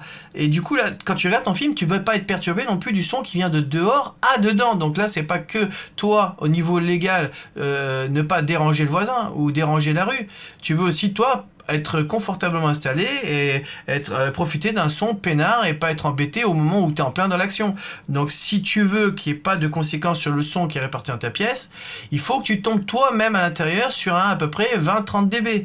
Donc du coup, considère que c'est 20-30 dB à l'extérieur, puisque c'est extérieur et intérieur. Notre paroi, oublie pas, elle avait des plaques de plâtre devant et l'autre côté. Donc du coup, elle avait aussi bien un impact dans un sens que dans l'autre. Donc c'était l'avantage. Donc là, si on part sur un 20-30 dB, il faut qu'on atténue, apparemment, notre calcul, 105 moins 46 moins 20 égale moins 39 dB. C'est ce que j'ai marqué au top. Si c'était moins 30, c'est moins 29 dB. Si c'est moins 40 et qu'on se base juste sur le législatif, c'est moins 19 à atténuer. Mais bon, je te le dis tout de suite, même si tu te dis « Ah, je vais faire des économies de place, etc. etc. » Dans cette zone, le problème, c'est que tu as une contrainte thermique. Et cette contrainte thermique fait que tu vas bouffer de la place. Donc, quitte à bouffer de la place, on va viser en même temps les performances phoniques maximum, en plus de celles qui sont thermiques. Parce que ici, dans cette zone-là, tu vois, par rapport aux contraintes légales, quand c'est vers l'extérieur, je mets ça de côté pour l'instant, pour qu'on s'attarde uniquement sur ce truc-là. Voilà ce que j'ai moi. Ça c'est ma fiche technique là. Du coup ça te fait un petit peu des résumés de toute configuration thermique chez toi. Actuellement on est en 2022. Donc on est soumis maintenant à la RT 2020. Il y a ce qu'on appelle la RE 2020, la RE 2020 ou la RT 2020, c'est la même chose. Sauf que moi j'utilise la terminologie de façon différente en fonction de mes objectifs. Quand je veux parler à mon client de placer un matériau biosourcé par rapport à un apport, comme je t'en avais parlé dans les combles, par rapport à la matière fibre de bois, par rapport à la vision dans l'avenir, du fait que ta maison a une valeur qu'on appelle le bilan carbone, j'aborde le thème RE 2020, réglementation environnementale 2020, d'accord? Même si on est en 2022. N'oublie pas, le Covid, ça a tout repoussé. Du coup, en gros, je m'attarderai sur la façon d'avancer la proposition sur la base de matériaux biosourcés ou recyclables pour que mon client bénéficie, en plus de l'aspect thermique, d'un aspect bilan carbone intéressant pour lui en termes de valeur d'habitat et en termes de performance aussi. Mais nous, dans le cadre de notre PV, on sait qu'on va passer sur la N de verre. Parce que c'est ça qui nous permet d'avoir l'acoustique et le PV validé. Donc là, je ne me base pas sur le fait que la laine de verre va avoir un bon bilan carbone. D'accord? On le sait. Mais par contre, elle va avoir une bonne performance thermique et acoustique. D'accord? Donc du coup, par rapport à ce que nous, on doit obtenir. Donc nous, en RT 2020, puisqu'on aborde la partie plutôt thermique et pas environnementale, en RT 2020, je devrais atteindre dans le 9 un R égale 5, ce qui correspond à une certaine épaisseur. Là, comme je marquais, c'est une épaisseur qui correspond à peu près à 120 plus 45, on est plus dans du 160, d'accord, d'épaisseur. Si maintenant c'est une rénovation, la rénovation, tu es soumis à la RTEX 2018, la réglementation thermique pour l'existant, qui a été mise en 2018, qui a été mise en place pour remplacer la RT 2007, d'accord, jusqu'à 2018, on était soumis à la réglementation thermique de 2007 pour la partie rénovation. Bon, depuis 2018, on a la RT 2018 qui était censée en plus nous préparer pour la RT 2020, qui nous dit que normalement l'isolation vers l'extérieur, on devrait être à R égale 2,9. C'est une moyenne en France, parce qu'en fonction des régions, tu sais qu'en France, c'est découpé en plein de zones, notamment 3 zones, d'accord, en bas de la France, en haut de la France et après l'ouest de la France. Du coup, en fonction, tu as des niveaux de performance thermique à atteindre moyenne et différentes en fonction de ton exposition au soleil ou à une température moyenne à l'année ou à l'humidité plus ou moins importante. Donc la valeur moyenne à retenir, de toute façon, c'est 2,9. Donc du coup, notre isolant, donc on fait de paroi à paroi là, il doit faire minimum 2,9. Mais moi, je recommande toujours à mes clients, dans mes configurations, de taper les 3,7 minimum. Pourquoi? Parce que c'est ce qui permet d'atteindre les niveaux demandés par l'État pour avoir les aides d'État. Et après, si tu te bases sur le 9, normalement, c'est R égale 4. T'as vu, ça commence à t'embrouiller. Bon, je pars du démarrage. Si tu veux faire la rénovation, c'est 2,9. Si tu dois avoir les aides d'État, c'est 3,7. Si tu veux avoir la réglementation de l'équivalent de la RT 2012, qui n'est plus valable actuellement, c'était 4. Et si tu veux atteindre le niveau du 9 actuellement demandé, c'est 5. Maintenant, si tu veux aussi te baser sur la réglementation qui va arriver pour l'existant en 2023, donc là, non plus la RTEX 2018, mais la RTEX 2023, ça va être 3,2. D'accord? Et si maintenant, tu veux miser dans le temps, comme je te faisais l'explication pour la RE 2020, que ta maison, peut-être tu vas la vendre dans 10 ans, et puis le client qui va l'acheter va se baser sur un nouveau bilan, qui va être un bilan thermique assez performant, ça sera de nouveau 5. Donc en gros, tu pars de 2,9 à 3,7 pour avoir des aides d'État, à 3,2 pour l'année prochaine, à 4 pour la RT 2012, et en fait elle a 5 maintenant pour la nouvelle réglementation, parce que la RT 2012 a disparu. Bon, tu vois qu'en fait, plus tu te rapproches des 5, plus tu te rapproches du définitif, et tu n'auras plus besoin de te prendre la tête. Donc moi, pour atteindre 5, je fais un couplage d'une laine de verre de 120, plus un couplage de laine de verre de 45. Maintenant, je vais regarder mon schéma de montage. Alors, dans mon schéma de montage, que tu vois ici, en fait, de toute façon, on était dissociés. Donc, ce que je fais, c'est que je mets une isolation en laine de verre de 45 mm contre le mur d'origine, parce que c'est un parpaing creux, vide, et donc pas d'humidité latente, pas de problème au niveau de la fameuse lame d'air. Pourquoi? Parce que c'est un support qui est sain, etc. Ça, tu vas faire varier ça en fonction du fait que tu es face à un mur empisé, etc., etc. Mais bon, l'isolant contre le support par rapport au fait que déjà j'ai pas beaucoup de place et le fait que j'ai le droit de le faire. Du coup là je prends 45. Plus, nous, on avait mis une paroi en 45 comme à côté, là et là, d'accord? Donc du coup, en fait, c'est juste que là, du coup, je me retrouve avec 100 d'isolant, d'accord? Mais là, du coup, ce que je vais faire, c'est que, et 100 d'isolant, ça veut dire qu'on est du 1,4, R égale 1,4, plus R égale 1,4, on a 2,8. Et maintenant, on sait que dans notre schéma de montage, on a fait une cloison dissociée en 75 mm. Et en 75 mm, c'était, j'avais 2,35. Donc 2,35 plus 2,8, on est à... Voilà, c'est bon, on est à 5,15. Du coup, on devait atteindre 5. Donc déjà, on atteint au-dessus du maximum. Même si c'est de la condition laboratoire, on atteint au-dessus du maximum. Et en plus, de toute façon, par rapport au schéma de montage, j'étais contraint à le faire. Voilà, parce que de toute façon, j'ai été déjà avec un isolant de 45, un isolant de 75. Donc, ça n'aura pas été suffisant déjà pour atteindre la performance minimum, parce qu'en faisant 1,4 plus 2,35, ça me faisait... On avait 3,7. Là, du coup, on arrivait à l'équivalent de ce qui était bon pour les aides d'État, mais pas l'équivalent de la RT 2012, que je considère normalement être la norme que tu dois appliquer en rénovation quand tu as une nouvelle réglementation en neuf qui sort. Donc on se rapprochait pas de ça, mais bon, on se rapprochait plus des aides d'État. Mais toi, tu veux aussi de la performance. Donc moi, je suis pas là pour faire le minimum légal pour mon client. Je suis là pour que le client soit content, donc que ce soit efficace. Même principe que pour mes combles. Donc je sais que je vais tirer plus sur les 4 que sur les 3,7. Donc avec un 3,75, j'étais bon. Mais bon, vu qu'il n'y a que cette paroi à gérer, on n'est pas à 1 cm ou 2 cm près.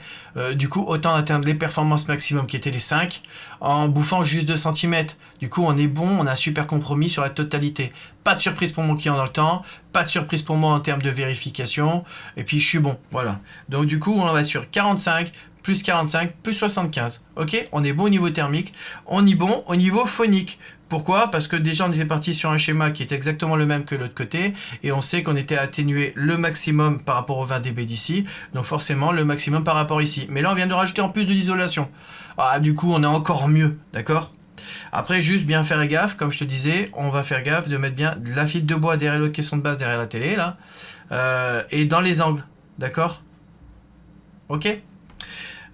Du coup là on voit ça, garde cette fiche, elle est précieuse, elle est pratique parce qu'elle permet de voir, tu vois, j'avais marqué par rapport au volume non chauffé, on va y revenir tout à l'heure quand on va faire la paroi qui donne vers la cage d'escalier, d'accord, parce que c'est ce qu'on appelle un volume non chauffé, cage d'escalier, couloir, c'est volume non chauffé, dans le cadre d'un immeuble, n'oublie pas, d'accord, donc on va revenir dessus, mais ça c'est un truc sur lequel je peux revenir indépendamment si tu le souhaites, faire une micro vidéo dédiée, ouais ça serait, ouais peut-être pas mal de la dissocier celle-ci. Restons sur cette page, on vient de faire celle-ci, on a fait celle-ci, on a fait celle-ci. La dernière, donc, c'est celle qui nous dissocie de notre home cinéma vers la cage d'escalier. Donc, dans le cadre de la cage d'escalier, comme je viens de t'expliquer, on a une obligation par rapport au thermique qui est de 3,7 par rapport au fait qu'on veut atteindre un certain seuil par rapport aux aides d'État, mais c'est aussi par logique, parce que bah, c'est une partie non chauffée, et c'est aussi de toute façon par contrainte technique, parce qu'en fait, comme on avait dit qu'on faisait des montages en parallèle, ici, comme on sait qu'on a fait un schéma identique à celui-ci, par rapport à un terme de performance et qu'on est sur un 75 plus 2 plaques de plâtre, bah en face, on met 75 plus 2 plaques de plâtre. Et aussi par logique, ben sur le premier volet, quand on a fait la première type de paroi, on était sur une logique constructive par rapport au fait que le plafond vient s'accrocher sur ce mur et sur ce mur-là, ben on fait le même, puisqu'on avait dit qu'il y avait une continuité. Donc je me retrouve avec le même mur ici, à faire, même s'il est surcapacitaire, parce que moi, en termes de chiffres, je suis quand même bien large. Mais tu vois, on a la logique de calcul et on a la logique de chantier et la logique de construction. Donc là, vers le couloir, on est à 105. Ce mur ici qui est avec une paroi enduite et une paroi enduite, on tombe à moins 47, moins 20 pour pas faire de résonance dans la cage d'escalier, je devais atteindre moins 38. Bon, ben on est large puisqu'on atteignait les moins 51, entre moins 46 et moins 51. D'accord ? Donc pareil, je te laisserai un visuel là-dessus, sauf si tu arrives à zoomer. Tac, qui me justifie de mes calculs. D'accord? La seule chose qui change, c'est comme tout, à chaque fois, pareil, hauteur sous plafond. Ok? Bon écoute, là je pense qu'on a fait le tour pour tout ce qui était partie paroi. Donc maintenant, comme tu vois le hachuré là, on va parler de la partie plafond qui va faire appel à d'autres notions. Je réfléchis, partie plafond ou partie sol? Je suis plus partant pour le sol parce que le sol comme ça nous permet de finaliser l'explication concernant la liaison et le schéma de montage des cloisons, d'accord. On va faire le sol. En fait, en tout état de cause, normalement tu fais ton plafond avant de faire ton sol. Pourquoi? Parce que sinon tu as la dalle brute, donc pour le lève-plaque et tout c'est plus simple à gérer. Donc en termes de schéma de montage, on fait les parois, puis le plafond, puis le sol, puis de nouveau les parois qui seront entre sol et plafond, d'accord. Maintenant, le sol, quand tu le fais est sur un sol qui finit sur de l'OSB2, il est rigide, tu peux aussi appliquer tout simplement ton lève-plaque. Voilà. Mais disons que c'est plus logique de travailler sur le plafond avec le lève-plaque, sur le sol brut, parce qu'il y a aussi l'électricité à passer et des trucs comme ça. Donc au moins tu es sûr que tu n'abîmes rien. Voilà, et puis c'est plus simple à gérer. Ok, donc là on va partir sur le sol par principe pour te montrer le bas, mais il faudrait que tu fasses plafond d'abord, puis sol. Ok. Bon, pour le sol, on est parti. C'est plus court que pour les parois. C'est vraiment plus complexe, les parois. Pour le sol, détail du sol. 10. On se rapproche tout doucement de la fin. Alors, pour le sol, c'est assez simple, parce que on avait déjà vu plus ou moins le zoom ici, ensemble, précédemment. Alors, pour le sol, part du principe qu'en dessous, normalement, la norme légale, c'est que tu dois pas faire plus que 58 décibels chez le voisin d'en dessous. Sauf que toi, part du principe que tu ne veux pas être embêté, du coup, c'est comme chez le voisin, là, tu ne vas pas, si jamais c'est une chambre, tu ne dois pas excéder 20-30 dB. Du coup, nous, au démarrage ici, je crois que je l'avais mis derrière. Ah oui, voilà. On a 105 dB dans la pièce. D'accord? Du coup, on a 105 dB. C'est marqué là, d'ailleurs, je suis bête. 105 dB. Du coup, ici, on attend 20-30 dB. Notre dalle, c'est une dalle d'étage, parce que je t'ai dit que nous, on était dans un immeuble, pire configuration, c'est une dalle d'étage, d'appartement à appartement. Donc là, c'est une dalle d'étage qui fait 20 cm, fait en béton, 470 kg mètre carré, moins 48 dB. Moins 48 dB, en fait, je l'obtiens parce que là, j'avais marqué ici, tu vois, le démarrage, en fait, c'est que c'était 60. D'accord, on avait 60. Sensible, -1, -6 aux aigus et aux graves. -3 en chantier et -3 d'erreur. Ok, et du coup, ça nous faisait tomber à -48. Ok, donc on considère que cette dalle fait une atténuation de -48. Donc tu fais 105, -48, -20 de l'objectif. Oh là là là là là. Ça nous fait atteindre, il faut qu'on trouve un moyen de faire un sol qui atteigne -37 ou -27, en fonction si on atteint -20 ou -30, ok? Donc -37 ou -27. Alors, je te propose une solution qui est entre les interprétations des chiffres que j'ai déjà et ce que j'ai testé sur chantier, qui est vraiment ultra efficace. Par contre, c'est pas comme pour les cloisons. Là, on est contraint d'utiliser quand même quelques matériaux qui sont un petit peu compliqués des fois et lourds à obtenir au niveau des délais. Et on va devoir acheter ça sur plusieurs sources. Je t'explique. Normalement, ici, nous, le sol, on gère les bruits solidiens. Sauf que nous, là, on est en train de gérer les basses, c'est les bruits aériens, c'est ton home cinéma. Donc, ce qu'on va faire, c'est que d'abord, première couche, on le voit ici en zoom, d'accord? Première couche ici, je place un élément, ce qu'on appelle un élément résilient qui fait 1 cm d'épaisseur, d'accord? Et qui se déroule sur le sol. Ça s'apparente un petit peu à la même texture et à la même forme que, tu sais, les dalles que tu achètes chez, je sais pas moi, chez Leroy Merlin, que tu mets sous tes machines à laver, tes sèche-linges, pour pas que ça vibre. Et pour pas que ça fasse du bruit. Bon, ben en fait c'est un produit de ce type là, donc c'est ce qu'on appelle un super résilient. Et pour moi, en fait, moi ça m'apporte de la masse sur une faible épaisseur qui amortit énormément les bruits aériens. Un peu le principe des gens quand ils mettent dans les parois ce qu'on appelle des Tech Sound. C'est une marque, c'est un produit qui est à base de PDM aussi, du caoutchouc, et du coup qui amortit de par la résilience du produit et sa faible épaisseur énormément les bruits aériens. D'accord, c'est super performant. Sauf que nous on met ça au sol, nous, donc on met 1 cm. Ce qui fait que, c'est pour ça que tu avais vu que quand on avait fait les cloisons, je m'étais mis le PDM à 5 mm et j'avais pas fait courir le format de 1 cm plus loin pour me baser dessus. Parce qu'il reste que quand même, il est plus souple que le PDM sur son épaisseur et du coup il offrait moins de stabilité à la cloison. Donc ce que j'avais fait, c'est que j'ai mis le PDM jusqu'en bord de la cloison. Et puis ensuite, contre notre rail, je positionne le démarrage de ce super résilient que je mets au sol. D'accord, donc je le place dessous là comme ça. Ça s'achète en rouleau. Moi je vais l'acheter sur un site. Je me rappelle plus le nom du site. Je te mets dans le coin le nom du site sur lequel je vais là, pour acheter ça spécialement. Ok.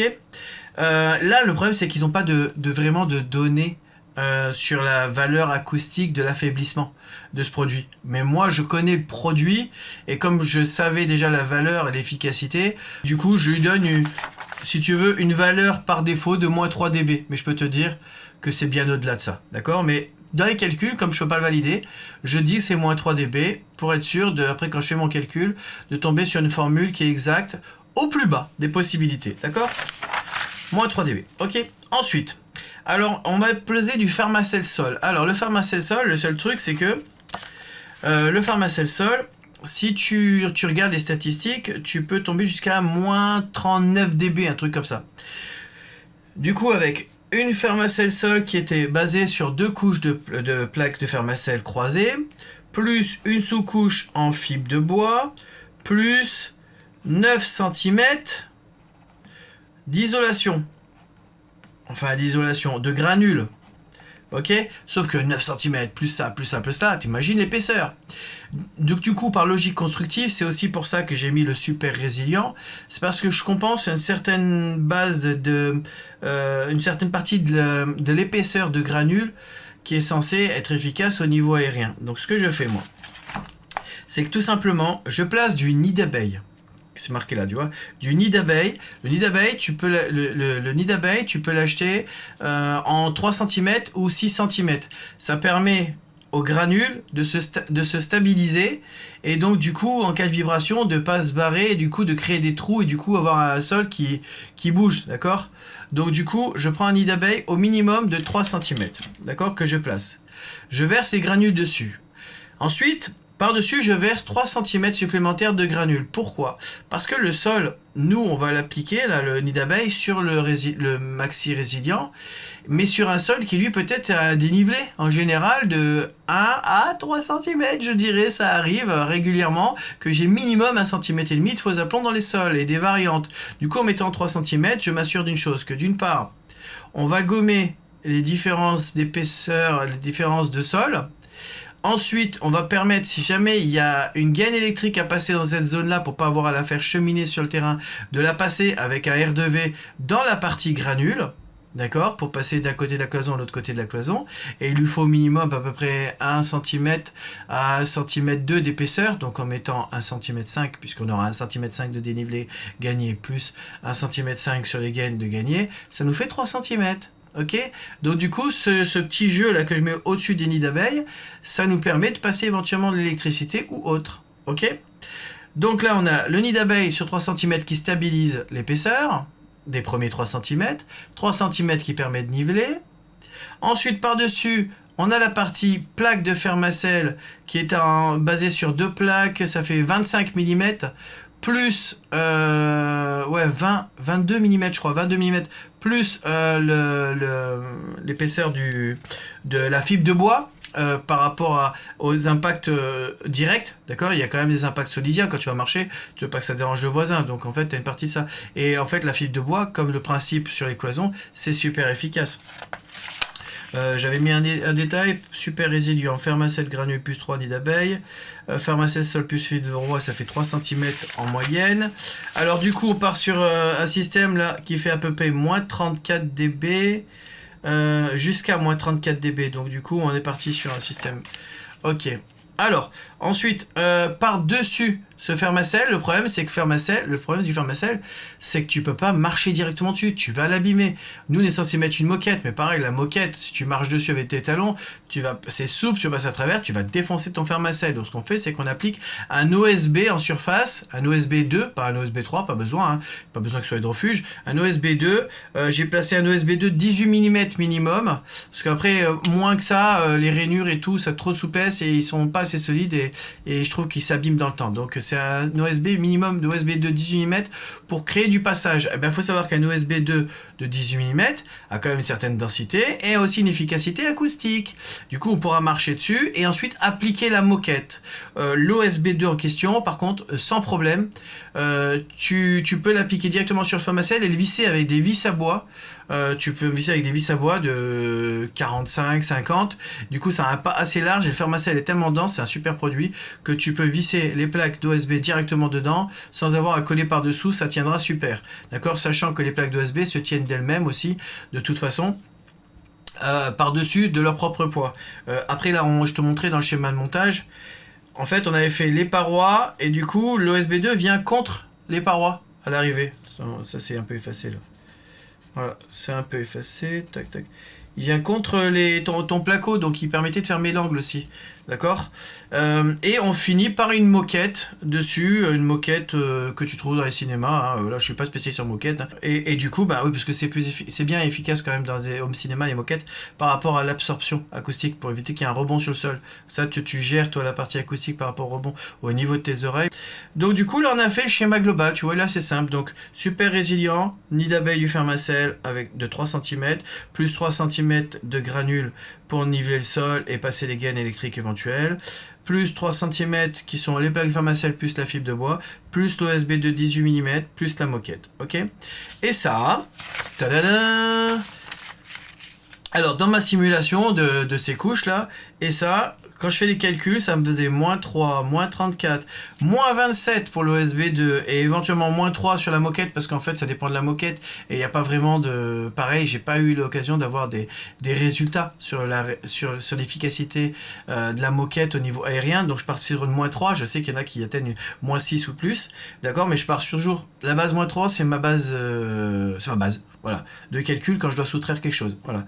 Du coup, ce qui fait moins 3, moins 26, moins 34, moins 30, on est à moins 70 dB. Waouh, super, non. Du coup, comme il y a des valeurs là-dedans qui sont approximatives, par principe, je divise tout par 2, ça veut dire moins 35. Et nous, on devait atteindre moins 37 ou moins 27. Et du coup, là, on est quand même à moins 35, en faisant 70 divisé par 2, on est entre la valeur 37 et 27. On est quand même bien, on est quand même tranquille. Hein. Déjà à la base, on devait avoir un moins 34 seulement avec le Fermacell. On l'a largement dépassé, d'accord? Donc pour moi, en termes d'efficacité, entre tout ce que j'ai soustrait en cours de route, qu'en plus on subdivise en deux. Donc vraiment, je t'assure que ce système de sol, là, il est super efficace, quelle que soit ta situation, d'accord? Mais il faut respecter le schéma de montage quand même que je te propose, parce qu'en fait, au-delà de l'efficacité acoustique, il y a un vrai schéma technique, comme tu vois, par rapport à un effet de palier, un effet coupe-niveau, d'accord? Un effet passage du son, d'accord? Donc tu fais courir un peu plus le super résilient, du coup, plus la paroi Fermacell qui est faite avec ici, hop là, un appui avec la bande résiliente de 10 cm, d'accord? Qui fait 10 cm sur 10 mm d'épaisseur, d'accord?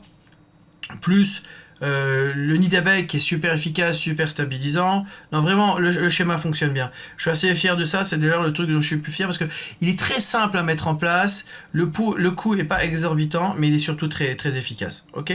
Donc on a géré le sol. Bon, maintenant on va gérer le plafond. Bon, on est parti pour le plafond. Alors pour le plafond, on a besoin du téléphone parce que dessus il y a l'application Placo qui va nous aider à faire une simulation et trouver le plafond qui va bien par rapport à la portée.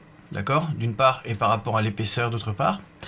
Et puis parce que c'est pratique, d'accord, j'ai pas besoin d'avoir le schéma tout fait placé sur mon guide pratique là, parce que ça c'est souvent au coup par coup, parce que c'est beaucoup fluctuant par rapport à la distance qu'on a à parcourir. C'est soit je suis en M48 parce qu'on est dans une petite distance, soit je suis en M70 ou M100 carrément, parce qu'on est dans des grandes portées. Je t'ai déjà montré ça dans de précédentes vidéos. Bon alors le plafond c'est simple, c'est comme le sol qu'on vient de faire, même dalle. Même résultat, c'est-à-dire ça faisait moins 48, l'atténuation acoustique de la dalle par rapport au bruit aérien.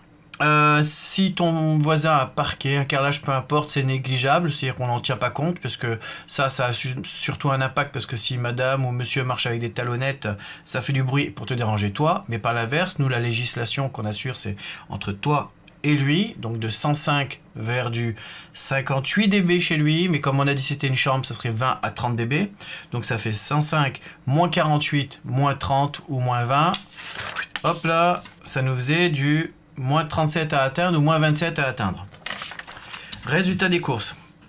Nous on va regarder sur l'application Placo, dans un premier temps déjà, quel type de plafond, tac, il nous propose pour l'isolation acoustique. Donc là, j'étais déjà dans l'application, j'ai fait un imprimé écran, j'essaierai de te mettre cette image quelque part ou le lien du site. Donc il y a marqué isolation acoustique sous plafond, plafond sous dalle béton. Voilà. Donc là, il te propose 3 types de schémas. Sur fourrure, mais sur fourrure, ça englobe l'idée qu'il va avoir des points intermédiaires, donc il va avoir un lien entre le plafond d'origine et le tien, ce qu'on ne veut pas. Nous, on veut un lien autoporté, donc de mur à mur que nous, on a créé, quand on en avait parlé lors de la création des 2 cloisons à droite et à gauche. Donc c'est plus dans le style plafond surmontant style, ok. Et après, le reste, c'est le style PrimTech, c'est pour les plus grosses sections, pour les plus grandes portées. Nous, on se contente d'aller, selon notre charte d'édition, vers un produit facilement trouvable dans le commerce, des M48, des M70, des M100. Et on doit affaiblir moins 37 ou moins 27. Alors, moi je regarde ce qu'il nous propose, de toute façon dans ce cadre de figure-là. Alors, c'est un plafond qui fera 140 d'épaisseur, avec 130 mm d'isolant minimum. Là, c'est du M48. Je vais aller vérifier que le M48 fait bien la portée dont on a besoin. Et on va avoir le choix, soit un système à une plaque de placo au plafond ou de 2 plaques de placo au plafond. En fonction, on aura 68 ou 71 dB. Auquel on va soustraire, comme pour tous les autres, minimum 3 dB de défaut sur le chantier parce que les conditions laboratoires, c'est pas les mêmes conditions que in situ, donc dans le réel. Donc si on passait par exemple de moins 71, moins 3, ça fait plus que 68. Et moins 3 par rapport aux défauts de fabrication qu'on va faire nous en tant que professionnels, les petits défauts, les petits détails qu'on va pas bien gérer. Donc ça veut dire 68 moins 3, on est sur du 65 dB. On devait atteindre, on a dit, on devait atteindre moins 37 ou moins 27. Donc on va être très large. Mais on n'a pas le choix, comme pour l'histoire des cloisons. Pourquoi ? Parce qu'il y a une question de portée. Donc une question d'isolation. On doit être couvert par un PV, par un procès verbal. Moi, j'ai pas de plafond qui dit que par rapport à la structure là et à la portée qu'on va poser, j'ai un plafond qui fait moins que ces capacités là. Donc, bah, tant mieux pour nous. Mais du coup, au moins là, on a de la marge. Le seul truc, c'est que techniquement, là, maintenant, ce qu'on va regarder, c'est la distance. Parce que ça se trouve, c'est pas du M48. Nous, la distance, là, on avait... j'avais mis sur mon petit carnet, là. On avait... Quand on avait fait nos 2 cloisons ici, sans les cloisons qui vont dessous, qui vont représenter des points intermédiaires qui vont encore raccourcir le plafond, on était passé de 3 mètres à 2,84 m de mur à mur, ce qu'on va faire. Mais nous, on va prendre en considération les points d'appui de la future cloison. Et du coup, ça nous fait plus 2,55 m. Ok? Donc, sur cette base-là. Et, deuxième détail... Nous, on avait 2 plaques ici sur la cloison finale sur lesquelles le son va rebondir. Et nous, on doit assurer une genre de continuité de la boîte dans la boîte. C'est-à-dire que 2 plaques ici est égal à 2 plaques au plafond. D'accord ? On doit faire en sorte d'assurer une continuité du système. D'accord ? C'est un ensemble. Ok ? Donc, ça sera forcément un plafond pareil avec 2 plaques. Donc, 2 plaques comme sur le mur. Et l'isolation qui va bien. Alors... Ensuite de l'isolation acoustique. Alors voilà, j'ai un autre document là. Je te le mets dans le coin de l'écran. Alors, si je regarde, alors, avec 2 BA13, la portée sur un isolant moins de 6 kg ou entre 6 et 10 kg. Nous, les isolants ici, c'est une obligation par rapport au truc qu'on a vu juste avant. C'est de l'ISO confort 35, nu de préférence, parce que si on en met 2 couches, bah, faut pas qu'il y ait de craft entre les deux. D'accord? Nu de préférence. On est sur un poids de 9,69 kg. Entre l'isolant du dessus et l'isolant du dessous. Donc ça veut dire qu'on est situé sur un poids entre 6 et 10 kg. Donc là, 2 BA13, 6 et 10 kg. En M48 doublé, on n'aurait que 2 mètres de portée. Donc on n'est pas bon. Du coup, je regarde sur les M70, on est à 2,80 de portée. Donc on est bon, puisqu'on était à 2,55, voire 2,84. Donc on serait même dans les limites si on ne prenait pas en compte les cloisons qui vont être en dessous. Donc ça sera du M70, doublé dos à dos. Là, selon la technique, c'est marqué Anthrax tous les 60. Mais moi, au plafond, c'est Anthrax tous les 50. Sinon, ça a tendance à faire des voûtes, ton plafond. Ok ? Ce qu'on ne veut pas. Ensuite, comme c'est du M70 et qu'on devait avoir, selon le précédent document, tac, minimum 130 d'isolation, ça veut dire qu'entre montant M70, on va mettre une isolation de 80, souple. Et du coup, les panneaux, ils existent en 80, pas en 70, d'accord? Ils sont en 80 et 60. Donc ça veut dire 80 plus 60 par-dessus qui va nous permettre de faire de la laine croisée. Ça fait 8 et 6, 140. On devait avoir 130 minimum, du coup on est bon. Par contre, nous, pour se désolidariser de la dalle d'origine, on va mettre, comme pour les cloisons, là, un petit espace entre le plafond et notre isolation. D'accord? Donc là, par exemple, on va mettre minimum entre 3 et 5 cm. D'accord? L'efficacité en dessous de ça, elle n'est pas là. Parce que le vidaire ne fait pas son rôle de dispersion du son. D'accord? Donc du coup, on fait 5 plus 60 croisés sur une isolation de 80 placés dans des montants M70 double, dos à dos, placés tous les 50. Plus 2 plaques de placo. Bon là je suis allé un peu vite, peut-être, mais en gros si tu as le schéma là en zoom à l'écran, tu dois voir le schéma, d'accord? C'est assez simple. Après, juste on va voir les points particuliers, c'est les points d'appui, d'accord? Donc ce que tu as à retenir, c'est que le lien sur le côté là, avec les cloisons d'origine qu'on avait faites à droite et à gauche avant de faire la deuxième partie de la cloison, c'est pareil, c'est avec du liège, 5 mm, parce que faut pas que ce soit trop souple, parce que sinon après du coup la fixation va pas être terrible, du coup ça risque de bouger. Mais il faut quand même une résilience, donc on fait le liège en appui. Et après, comme tu avais vu, la cloison du dessous venait en appui sur le plafond avec du liège aussi. Donc tout est en liège en gros, mais il n'y a rien de compliqué. Et pour la fixation, on est de la fixation dans du placo-plâtre. Donc là tu vas à la cheville mollie, d'accord? Parce que comme ça tu vas pouvoir passer derrière et avoir une cheville qui s'expanse et qui se maintient. Et une fixation, comme j'avais montré pour les M100, qui sera 2 fixations au niveau de là où partent les montants. Je te renvoie vers la vidéo, vers la positionnement des M100, et toute la logique de structure, c'est exactement la même, d'accord? Il n'y a que les chevilles qui changent, d'accord? Sur les points forts. Bah écoute, je crois vraiment qu'on a fait le tour. Hein. J'avais rien mis de particulier. Tac, vide, 70, tac. Non, voilà. Là, on vient de finir en beauté. Là, on est tranquille. Bah écoute, t'as ton système là. Voilà, c'est mon. Je remets dans l'ordre dans mon petit dossier. Et là, on vient de se faire la configuration pour ton home cinéma. Je te dirais quoi? Je te dirais que si tu veux qu'on refasse ce genre de vidéo ultra technique sur un cas appliqué à un autre, je sais pas lequel, il y a d'autres cas de figure un peu particuliers des fois dans le bâtiment qu'on a du mal à traiter. Donc si tu veux je te refasse ce genre de vidéo ultra technique où je t'explique tous les tenants, les aboutissants, le mode de calcul qui va beaucoup ressembler à ce qu'on vient de faire là, mais juste avec une configuration différente pour que tu aies le schéma tout fait. Fais-moi des propositions dans les commentaires et je verrai ce que je peux faire. Faudra que tu me laisses le temps de consulter mes dossiers et de la mettre en place parce que comme tu as remarqué, la vidéo là doit faire peut-être pas loin des 2 heures, j'en sais rien, mais je crois que j'ai parlé un paquet de temps, d'accord? Bon, sur ce, j'espère qu'elle t'a plu quand même et puis j'espère que tu as appris des choses dedans. Et puis je te dis, à la suite de la vidéo, là, je suis sûr que dans la continuité, là, sur les trucs Gédimat là qu'on a en proposition, là, je vais encore trouver des idées à te proposer et des petites explications techniques. Allez, ciao!